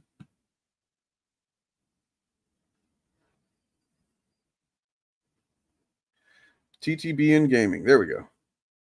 Thank you. Thank you. Yeah, I didn't want to just be like showing his shit without even mentioning who he is. Like, yeah, this is stupid. So this is by the way, the Sweet Baby Inc. detected guy is DEI detected as well. For anybody that's not aware, he did a video a while back where he actually traveled to Japan, and now I think he's from Brazil. The original. This is Sweet Baby Inc. detected guy, the whole guy that started this whole bullshit. Based on vibes, right? Like he had some vibes that these certain games that were made by SBI were going to be woke and therefore bad. And he made a list of it and made a whole stink. And then they took that stink and tried to make it a bigger thing than what it was. This is where Alyssa Mercante got involved, being the senior editor at Kotaku and writing about this. And therefore, painting, she might as well have just woke up and painted a target on her back. She did it to herself. Really? No, I'm totally kidding. They fucking do it. She just did her job and reported things, and then they act like she's the devil, and they go after her nonstop. Some of the shit they say about her, man, like she's got it fucking, I don't know, she's got armor on or something, because like some of the shit that they say is just disgusting. And I get it. I've had disgusting shit said about me, but I don't know that I'd be able to have that level of stuff just consistently aimed at me like I'm the primary cause of all of their fucking woes, which is what they've been treating her like for 3-4 months now.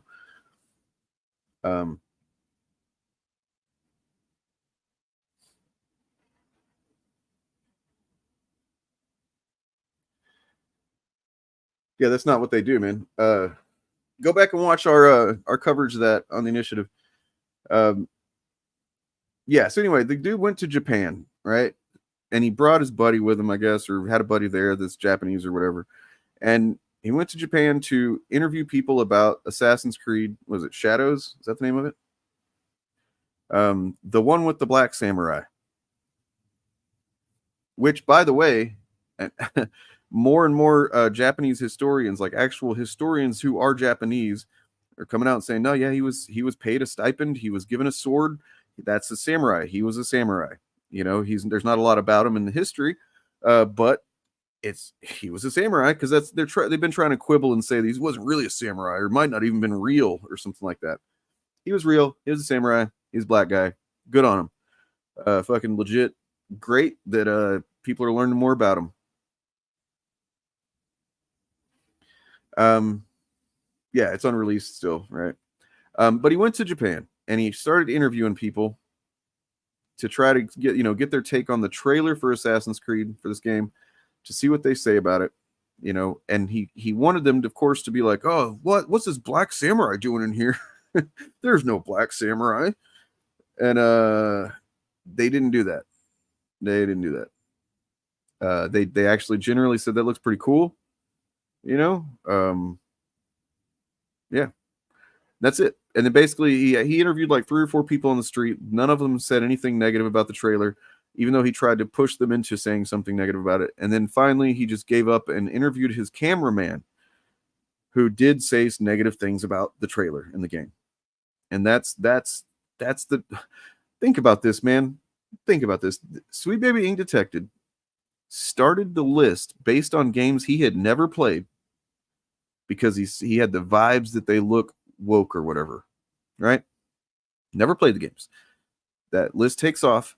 Then eventually, based on that, all this attention he got with this shit, he goes to Japan to try to get these Japanese people on the street to just, fucking disavow this terrible woke game with the black samurai. Oh my God, black samurai. None of them did. Not a single one of the people that he just randomly asked. It took someone he knows who, was filming the thing, so you can't even count that, to say what he wanted somebody to say. All that.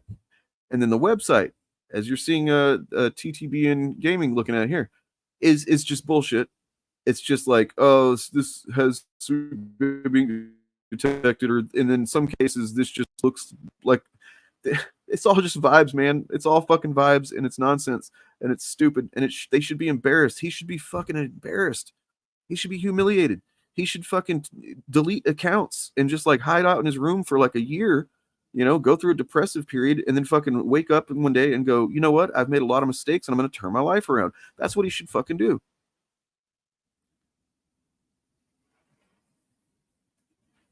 Yeah, and then of course Grum's got involved, and now he's, just straight up fucking.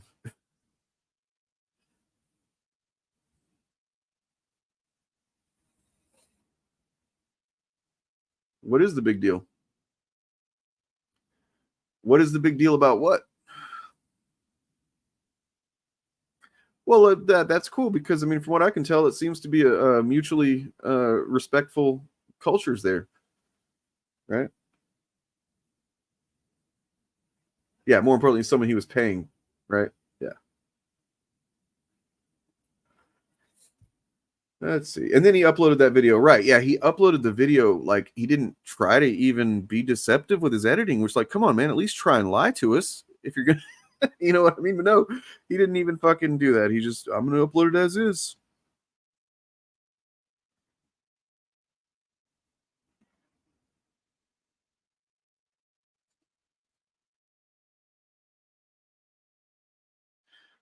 Yeah, Grums is a piece of shit. He's not.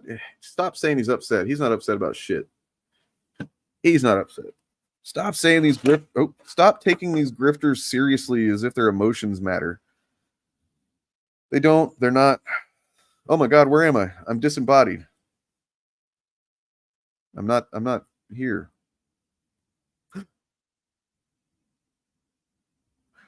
Jodeci. Really? My first concert ever was Jodeci opening up for Boyz II Men and MC Hammer.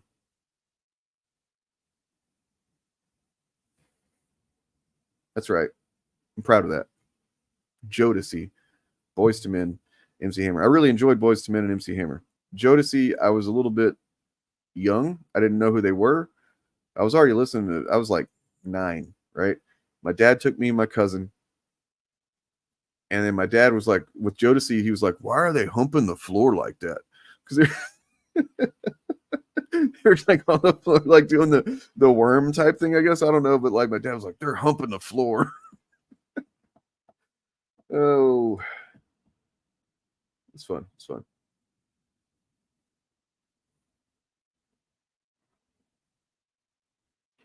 Hey, isn't it just Hammer now?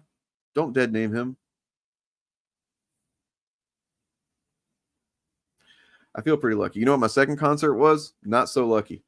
It was the Teenage Mutant Ninja Turtles, the Coming Out of Their Shells tour. Not even a real concert, because it was just dudes in Ninja Turtle costumes pretending to play instruments while the backing track played.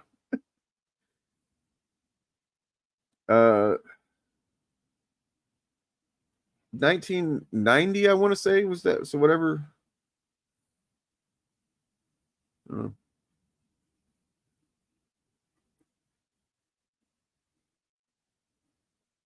Ninja, go Ninja, go. Go Ninja, go Ninja, go. No, they didn't play that, actually. That would have been cool. No, they had this album. Is anybody not aware of this? Do I need to cover this? Do I need to talk about this shit? They had an album that they released in like 1990 that was called Ninja Turtles Coming Out of Their Shells. Right? And it was I don't even know who was playing or singing the music, but they got some musicians and stuff to play and sing this stuff.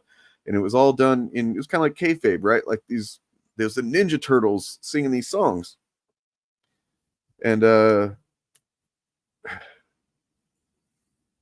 Splinter sang one of them, you know what I mean? Oh yeah. There was like one Splinter song where he's just like, I'm Splinter. I'm Splinter and I'm a ninja rat and a gut. But like, yeah, then there were power ballads. What was hilarious about it is that, like, in hindsight, the music of that album was a couple of years behind where rock music was. It was a rock album kind of thing. But by the time they got that out, because the Nirvana thing happened so quick, man, in was it 90, 91? Nirvana happened so fast, and then Soundgarden and Pearl Jam and everything, like Alice in Chains, it happened so fucking quick that it killed off a fucking entire genre of rock music that had been going strong for several years at that point. That being cock rock and with like power ballads and shit like that. And so the music on this Ninja Turtles album was still of that previous genre that was still big probably when they started making the thing, right? But then, yeah, by the time it came out, it was not the world had moved on, man.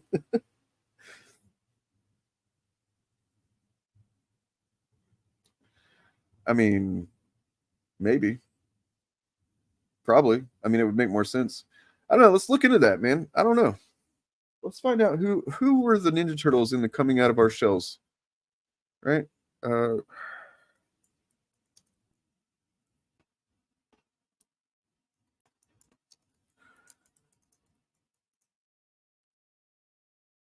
there's a film. There's a movie. A what? Oh my God. No way. What?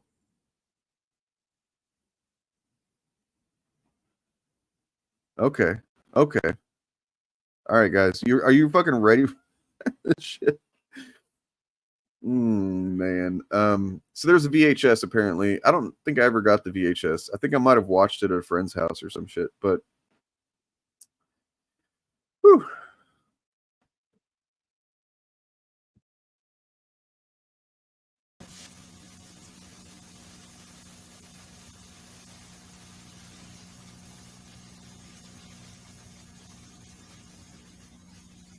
Yeah, I know. Yeah, I know.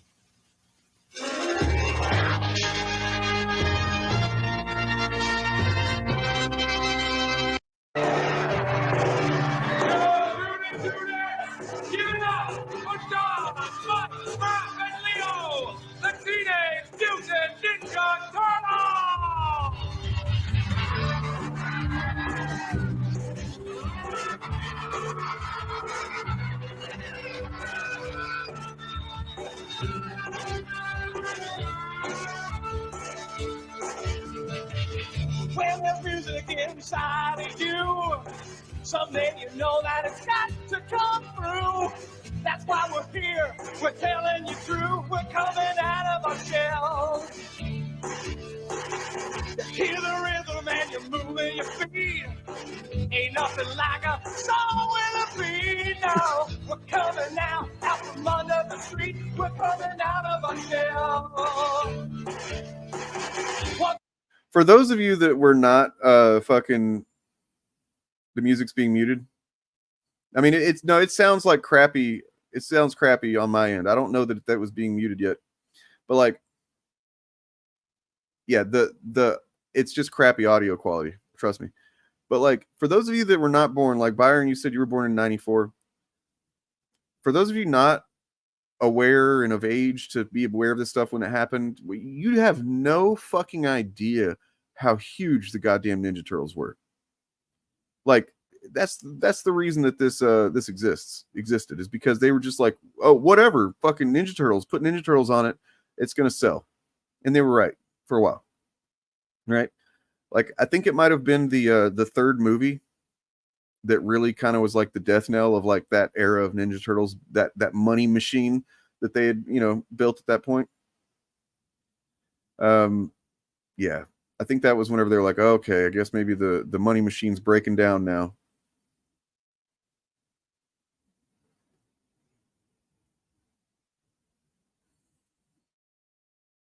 Florida boat rock. Yeah. Yeah, I think everybody kind of after Secret of the Ooze was just kind of like, all right, that's fine, whatever.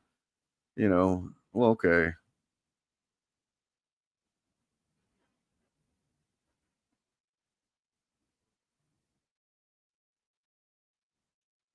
Yeah, and then I think it wasn't until the 2003 show that they kind of really got back in, in public consciousness, right? But yeah, man, this is they just kind of do this shit the whole time. We got a song about pizza, of course. Pizza power makes us feel all right. And then the fucking Shredder. Oh my God, look at Shredder, guys. Holy shit. You got Baxter Stockman. Oh, there's fucking Split.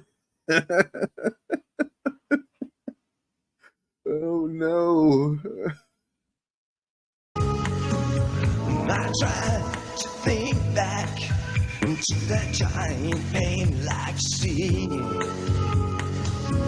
and how the greens would fall from a small flat rock in me. Oh, I'm skipping stones. I just fucking had a massive cringe moment because, like, why is the song about skipping stones? Why is this the song by the Rat Ninja about skipping stones?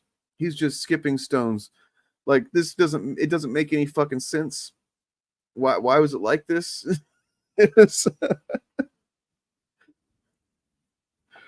Oh God, did it? I mean, maybe.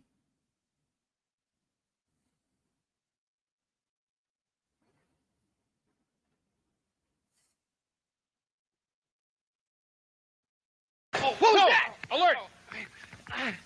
Oh, Skip, there you are. man. Wait a minute, guys. Wait a minute. I'm glad I found you. Kip, you look like a bad Steve Martin film, I've been lost down here for 5 minutes. Do you know they have snakes down here in radio? Who cares about the snakes, dude? How are the kids upstairs? It's dirty. Do you know what's going on? Have you seen Shredder? Yeah, of course. We were up there fighting him. You go, God. You saw him. Did you see that he got April? Where have you been? Yeah, he got April, but where is she? Do you know where she is? I don't know where she is. I thought you guys would know. Oh, man, we don't Of course know. you don't know. What What are you hiding out here for? Why aren't you up there fighting him? Because you saw that machine he brought downstage, that D-harmonic convergence, whatever it is. Yeah? It takes all our powers away. We got no strength around it. Well, what are you going to do? Dude, grasp the concept. We can't stand in front of it because it makes us weak. Totally, it's like kryptonite. Well, can you get up behind it? Oh, I don't know. We didn't do that. You're bumming me out. Well, I'm just trying to find something to do because if you turtles can't do it, nobody can. I mean, Dude, we'll do something. We're just going to take us a minute to figure out what it is. right. Well, what does Shredder have against music anyway? I mean, is he talking about just the music here in New York City? Is that it? No, he's taking away all the music in the world, all of it. All the music? All the music. Read his lips. Oh, with the okay. possible exception. Anyway, all right. Too strong. Yeah, we're ending it now. We're ending the cringe. All right. I just wanted to wanted to get my taste, just get a full taste of it, because I don't think I'm ever gonna like check this out again. I want you guys to understand that we shared this moment together, but like on a personal level, this is closing a loop from me as a child, like that was into this stuff, and I never really like. I've looked at pictures of it, and I've listened to a couple of moments of music or whatever, but like just fully taking this in right now, I'm done. I never want to revisit this shit ever again. And so we're done now. Yeah, it is definitely this. It's definitely that level of shit. All right. Let's see, we got an hour and 50 minutes we've been going. Hey, I appreciate you guys going there with me. I feel like we all trauma bonded a little bit, I think. We had some trauma when we bonded through it. The trauma being that fucking cringe.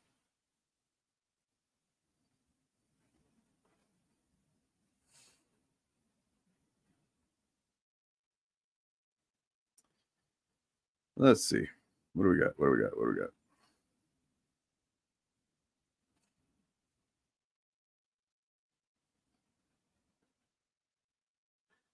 No, it's good. Even whenever, it is. It's always good to go back. Especially when something is like traumatic from childhood, you do need to revisit that and do the work, like process that shit. You can't hide from it. That's just leaving a fucking open, festering wound. You got to go back and you got to kind of re-experience that in a safe situation with the tools to work through it, with this, understanding of like, I'm going to be okay, but I have to face this again in order to be over it. Right. And that's what we just did.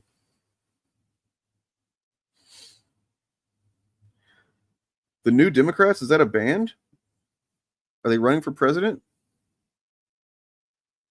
What do you mean?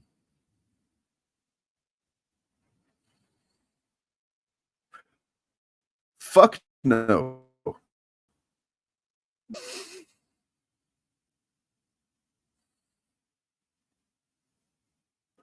You guys know who won an award? Distinguished guests.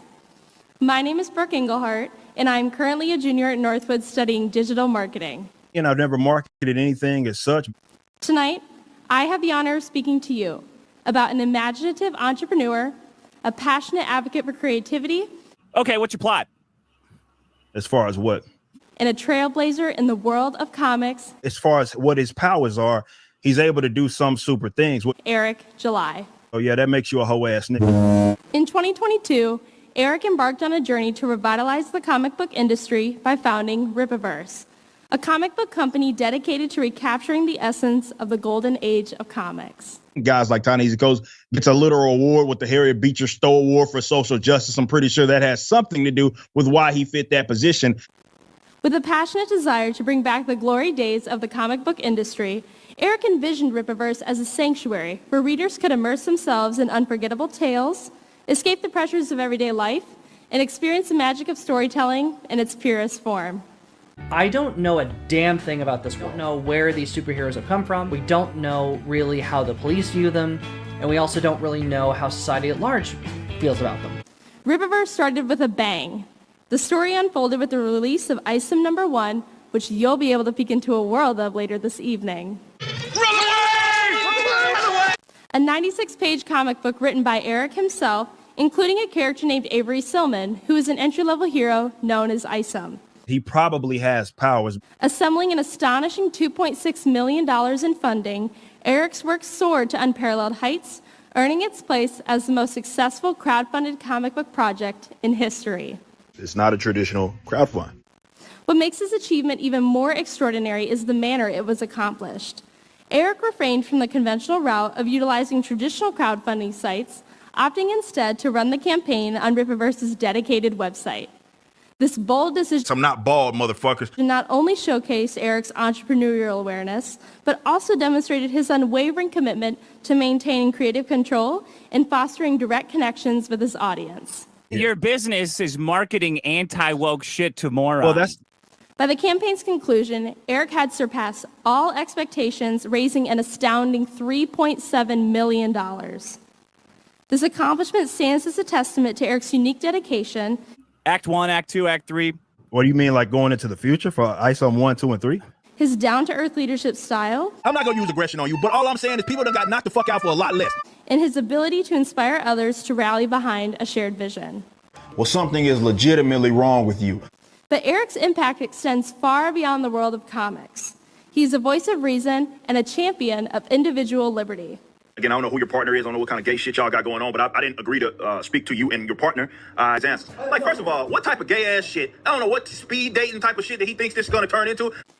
Through activism and advocacy, he tirelessly fights for justice, equality, and freedom. Can't even turn on a video game without seeing Black Lives Matter on freaking soccer game or something like FIFA. It's nonsense. Challenging the status quo and empowering others to stand up for what they believe in.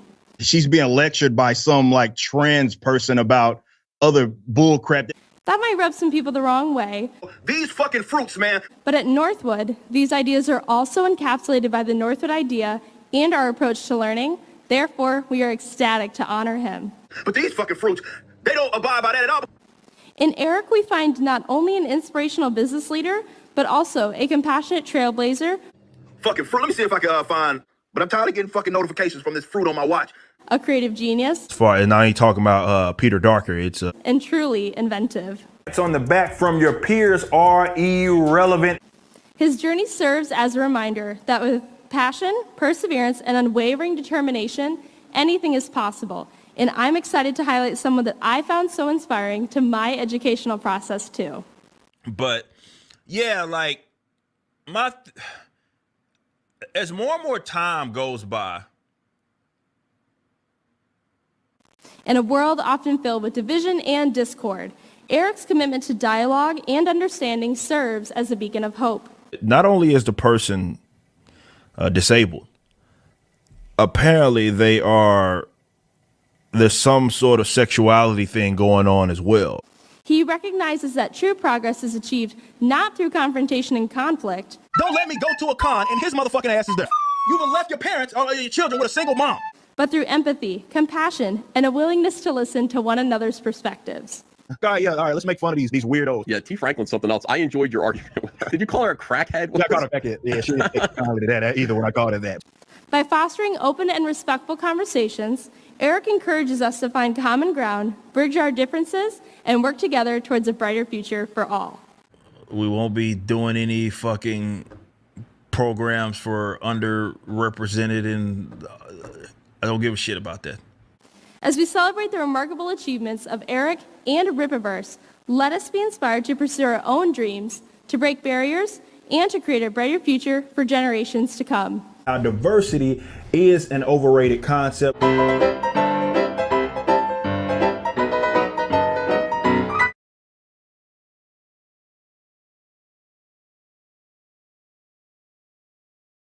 I want to talk about something here before we leave here.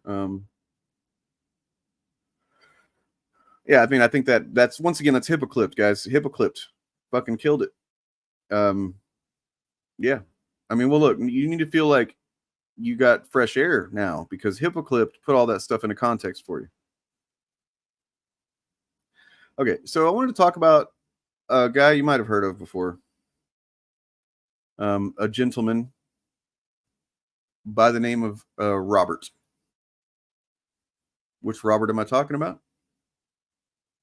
As soon as I find the article that I'm trying to find, I will tell you.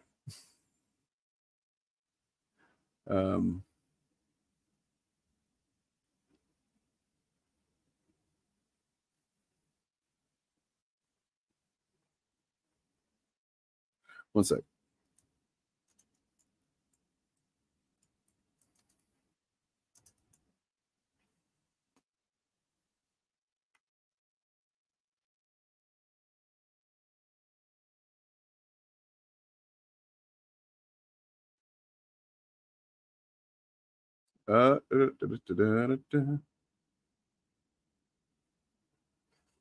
Sorry, I wasn't ready to talk about this just because I didn't realize that I wanted to till now.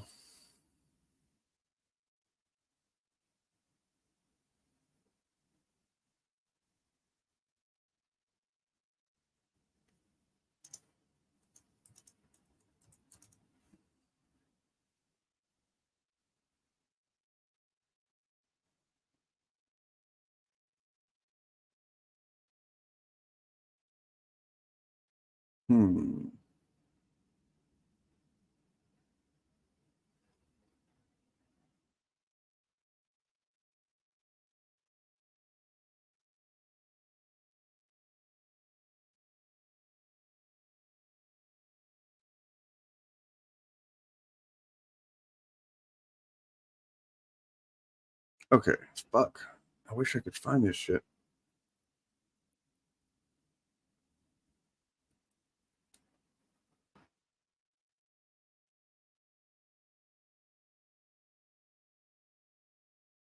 Man.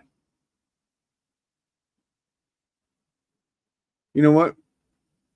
I guess I just have to talk about without all of the other stuff. But Rob Liefeld. Tell me about Rob Liefeld. Okay.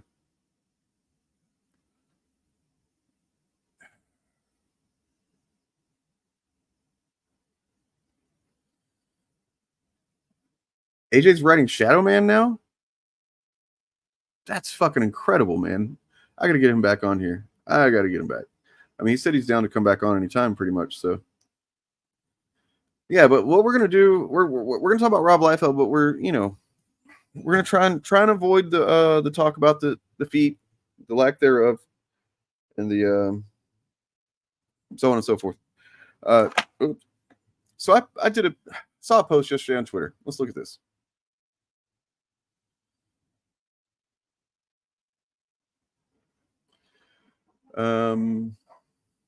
Where is it at?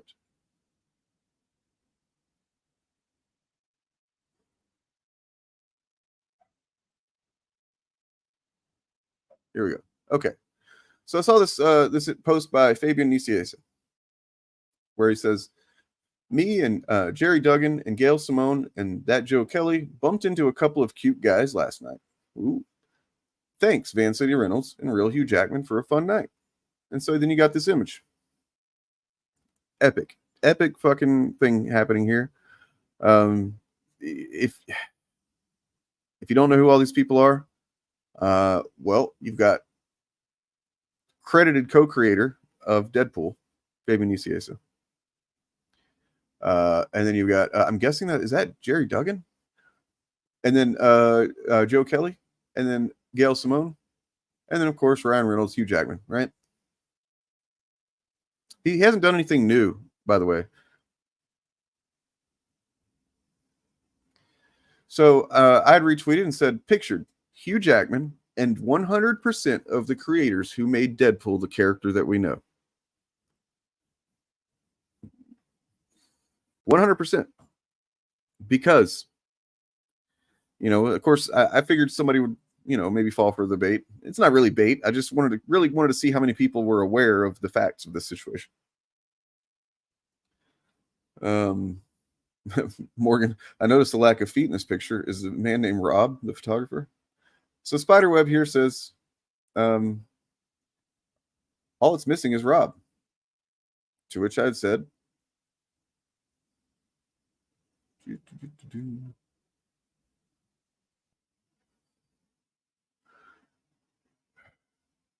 yeah, I mean, Bob said some, like basically, yeah. But even so, Spider, who here's, nothing against this person, I don't have anything against them, but said that's true, but we still got to give him the credit of drawing the character. It's a mix of both writing and art. And I said, nah, he claims so much credit that I don't think we need to worry about it. And then he agreed that he deserves, he does claim too much credit and stuff. So I mean, nothing against this person, but then somebody else had seen what I said there, and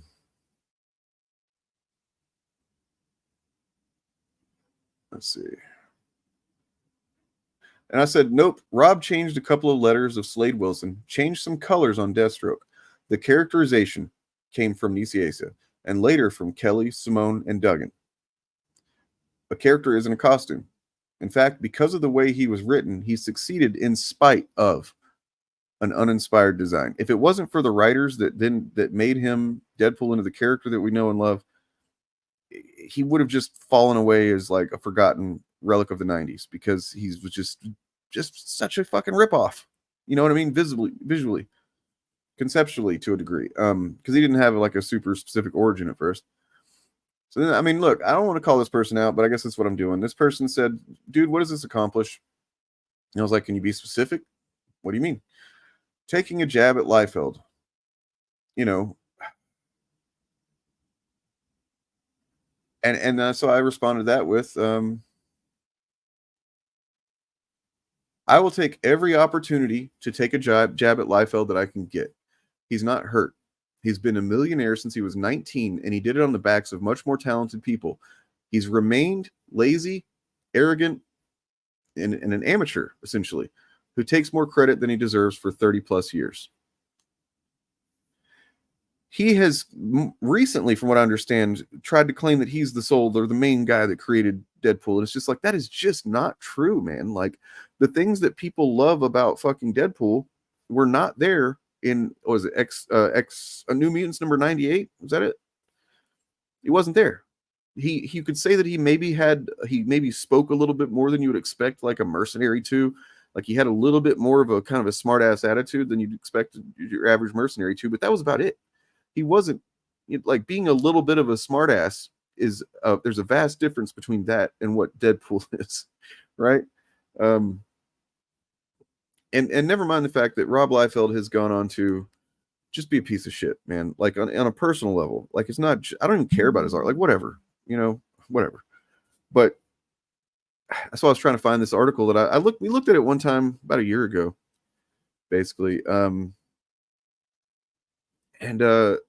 There's just somebody wrote an article that listed all these fucking really damning things about his behavior, and you can look at it and see that how many times he's, like, just for no reason thrown a bunch of creators under the bus, like, just to talk shit on them on Twitter or whatever, and he's apologized several times for it. Here's this thing I've said before, and I stand by it. If Rob Liefeld wasn't a millionaire already, he would 100% been Comicsgate. 100%.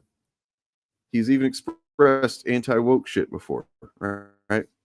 Like, fuck Rob Liefeld, dude. He if he wasn't such a shithead, I would not really even probably make fun of his art or anything like that. I'd just leave him alone. I'd even give him the credit that he technically, on a legal, legal terms, does deserve. He technically, legally gets credit for co-creating Deadpool. But, I don't read Deadpool because of his costume.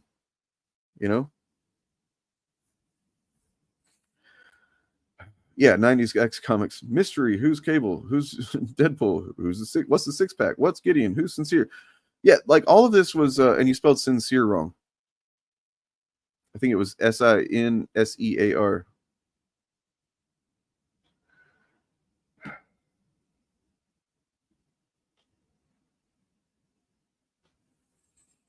You say you mentioned us, man. What did you say? Just tell me what you said about me and Organized Chaos, right? And I mean, I don't think you made the video for me. I really don't.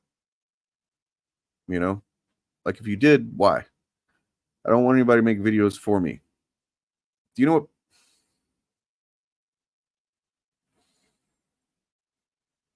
There you go. Yeah, you got to get that shit right, Greg.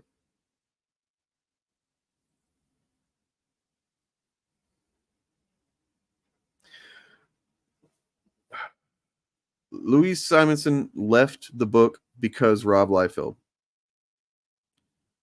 She left because he was put on the book and given more creative control than she had. She being Louise fucking Simonson.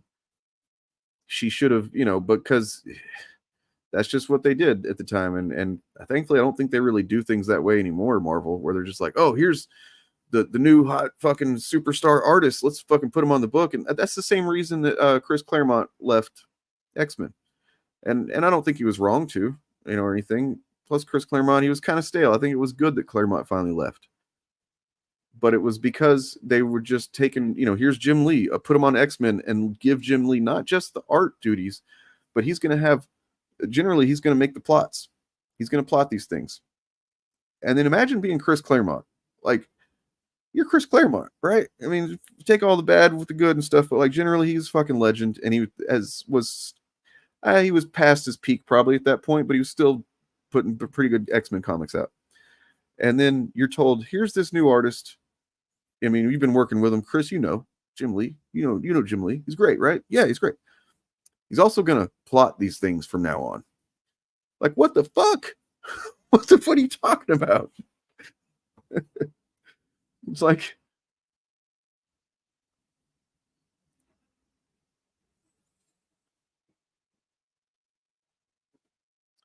yeah, I mean, I think they realized they fucked up because what they did was they gave several guys who,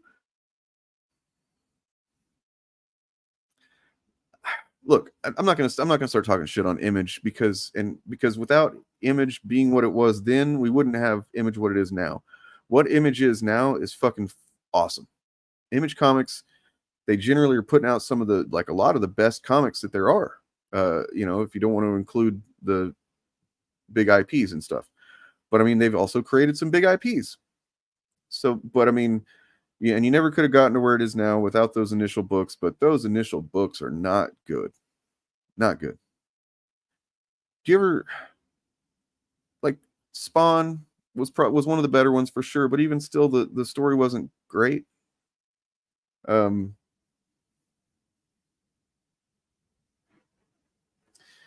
Yep. They wanted things to be like they were when they were kids. You know? They got rid of that nuance that Claremont had created.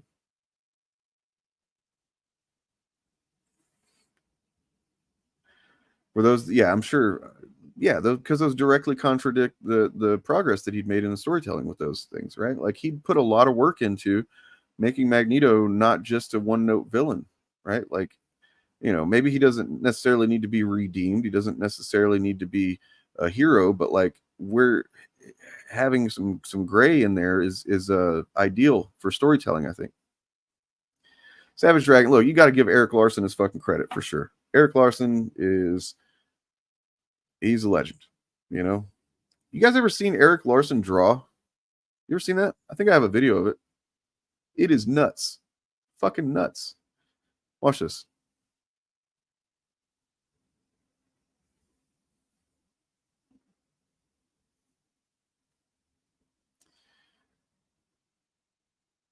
Actually, I'm going to put it over here.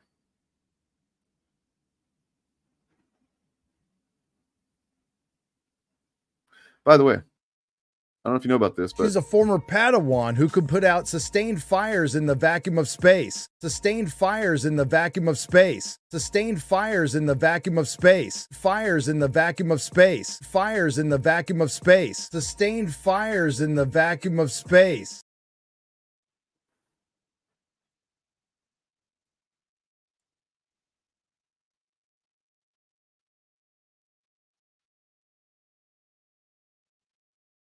yeah, that had to be pretty frustrating for those guys. You know what I mean?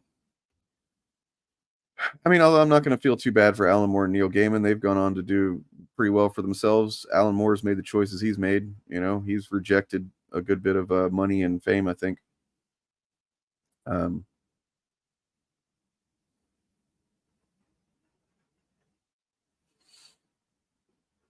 Anyway, you know, and then look, here's this fucking idiot right here. I had to dunk on him. Here we go with Gay Iceman. He's literally got an account called Straight Iceman. Come the fuck on. How fucking, you're gay, dude. I'm sorry. Straight Iceman on Twitter, you're a gay man. You are. You don't do this unless you're just straight up closeted. Here we go with Gay Iceman, starting the campaign now that they either keep him straight like the original movies or else. Is that a threat? Don't threaten people, Gay Iceman. And so I said, Iceman is canonically gay. Accept facts, bud. It's true. It's true. And then he said, you guys have enough gay representation. Time for straight people to have some too. Yeah, anyway. Was there anything else? Oh, yeah, this. Saturday, folks. Saturday. Debate review. Organized Chaos and myself will be live reviewing our debate from a little over a year ago with Sitch and Adam here. On Valentine's Day 2023, Bob Chaos and I debated these goofy edgelords chuds, Adam and Sitch. It was dumb. They are dumb and dishonest. So we never bothered to think of it much after. But a lot can be gleaned with the benefit of what we now know. of these self-styled centrists who just happen to share politics with the right, and in some cases, the far right. So we'll review this shit show finally. We'll also have a special guest, a guy who was once deep in their community and mentality, who's seen his way out and is ready to discuss the deceptive appeal and false reality of Adam and Sitch. So that's going to be an extra bonus there, as we'll have a special guest, and I hope you guys are going to welcome him warmly. He's never really done a lot of streams before or anything, and he's wanting to come on and talk about this with us, you know. Yeah, it's going to be fun.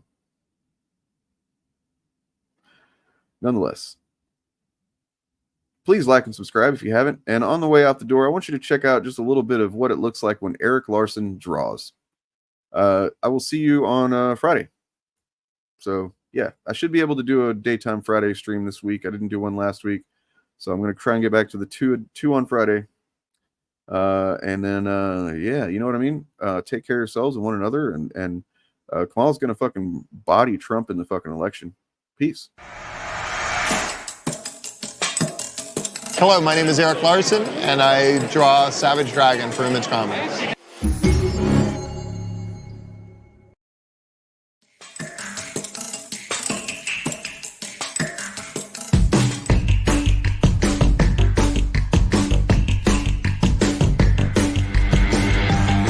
I mean, at this point, you can just start playing with it and dressing it up. You know, it's like, all right, I'm gonna start feathering. I can put in more lines. You know, you can make it more complicated by just adding stuff to it. But the essential ingredients are there. Time and practice. You know, a lot of this stuff. I used to have to pencil him out, but now it's like, all right, I've drawn him enough. I can do a dragon head, I can do a venom head without doing any pencils at all. And that speeds up the process because it doesn't have.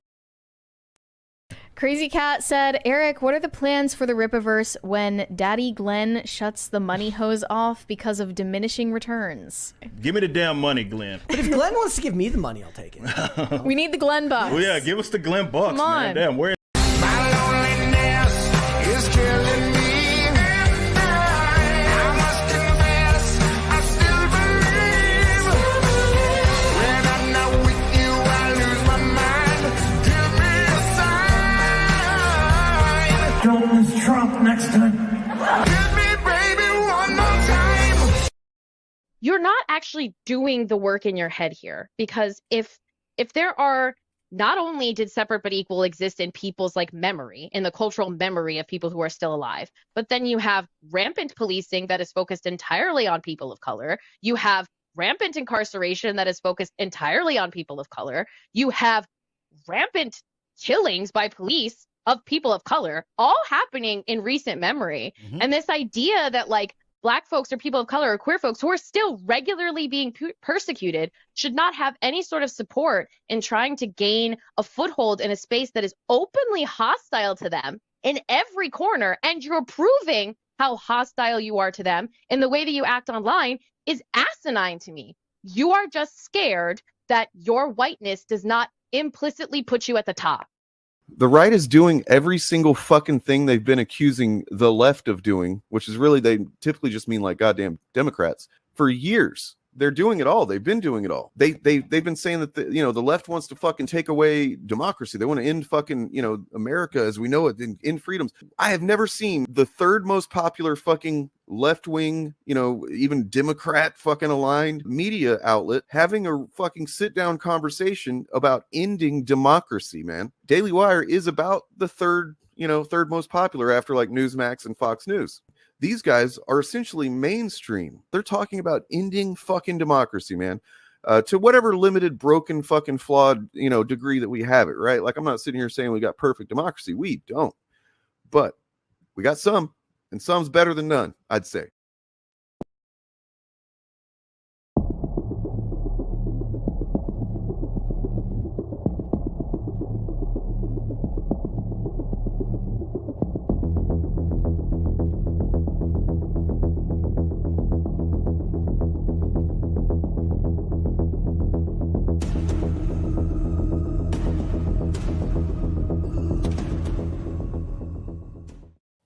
should delete your channel, dude. Amen. Like, no recourse for this. Like, it's the only honest thing that you could possibly do in response to this. You could apologize. You could delete the video. Sure, that would actually fucking, you know, you could make it private or whatever, or make another, do a stream or a video where you go over all the ways that you lied about everything in this video, right? You could do that. That would be acceptable. But really, if you want to do the, you know, any kind of like karmic justice back into the fucking world for the damage that you're causing with this kind of shit, you should just delete your fucking channel. Do us all a favor.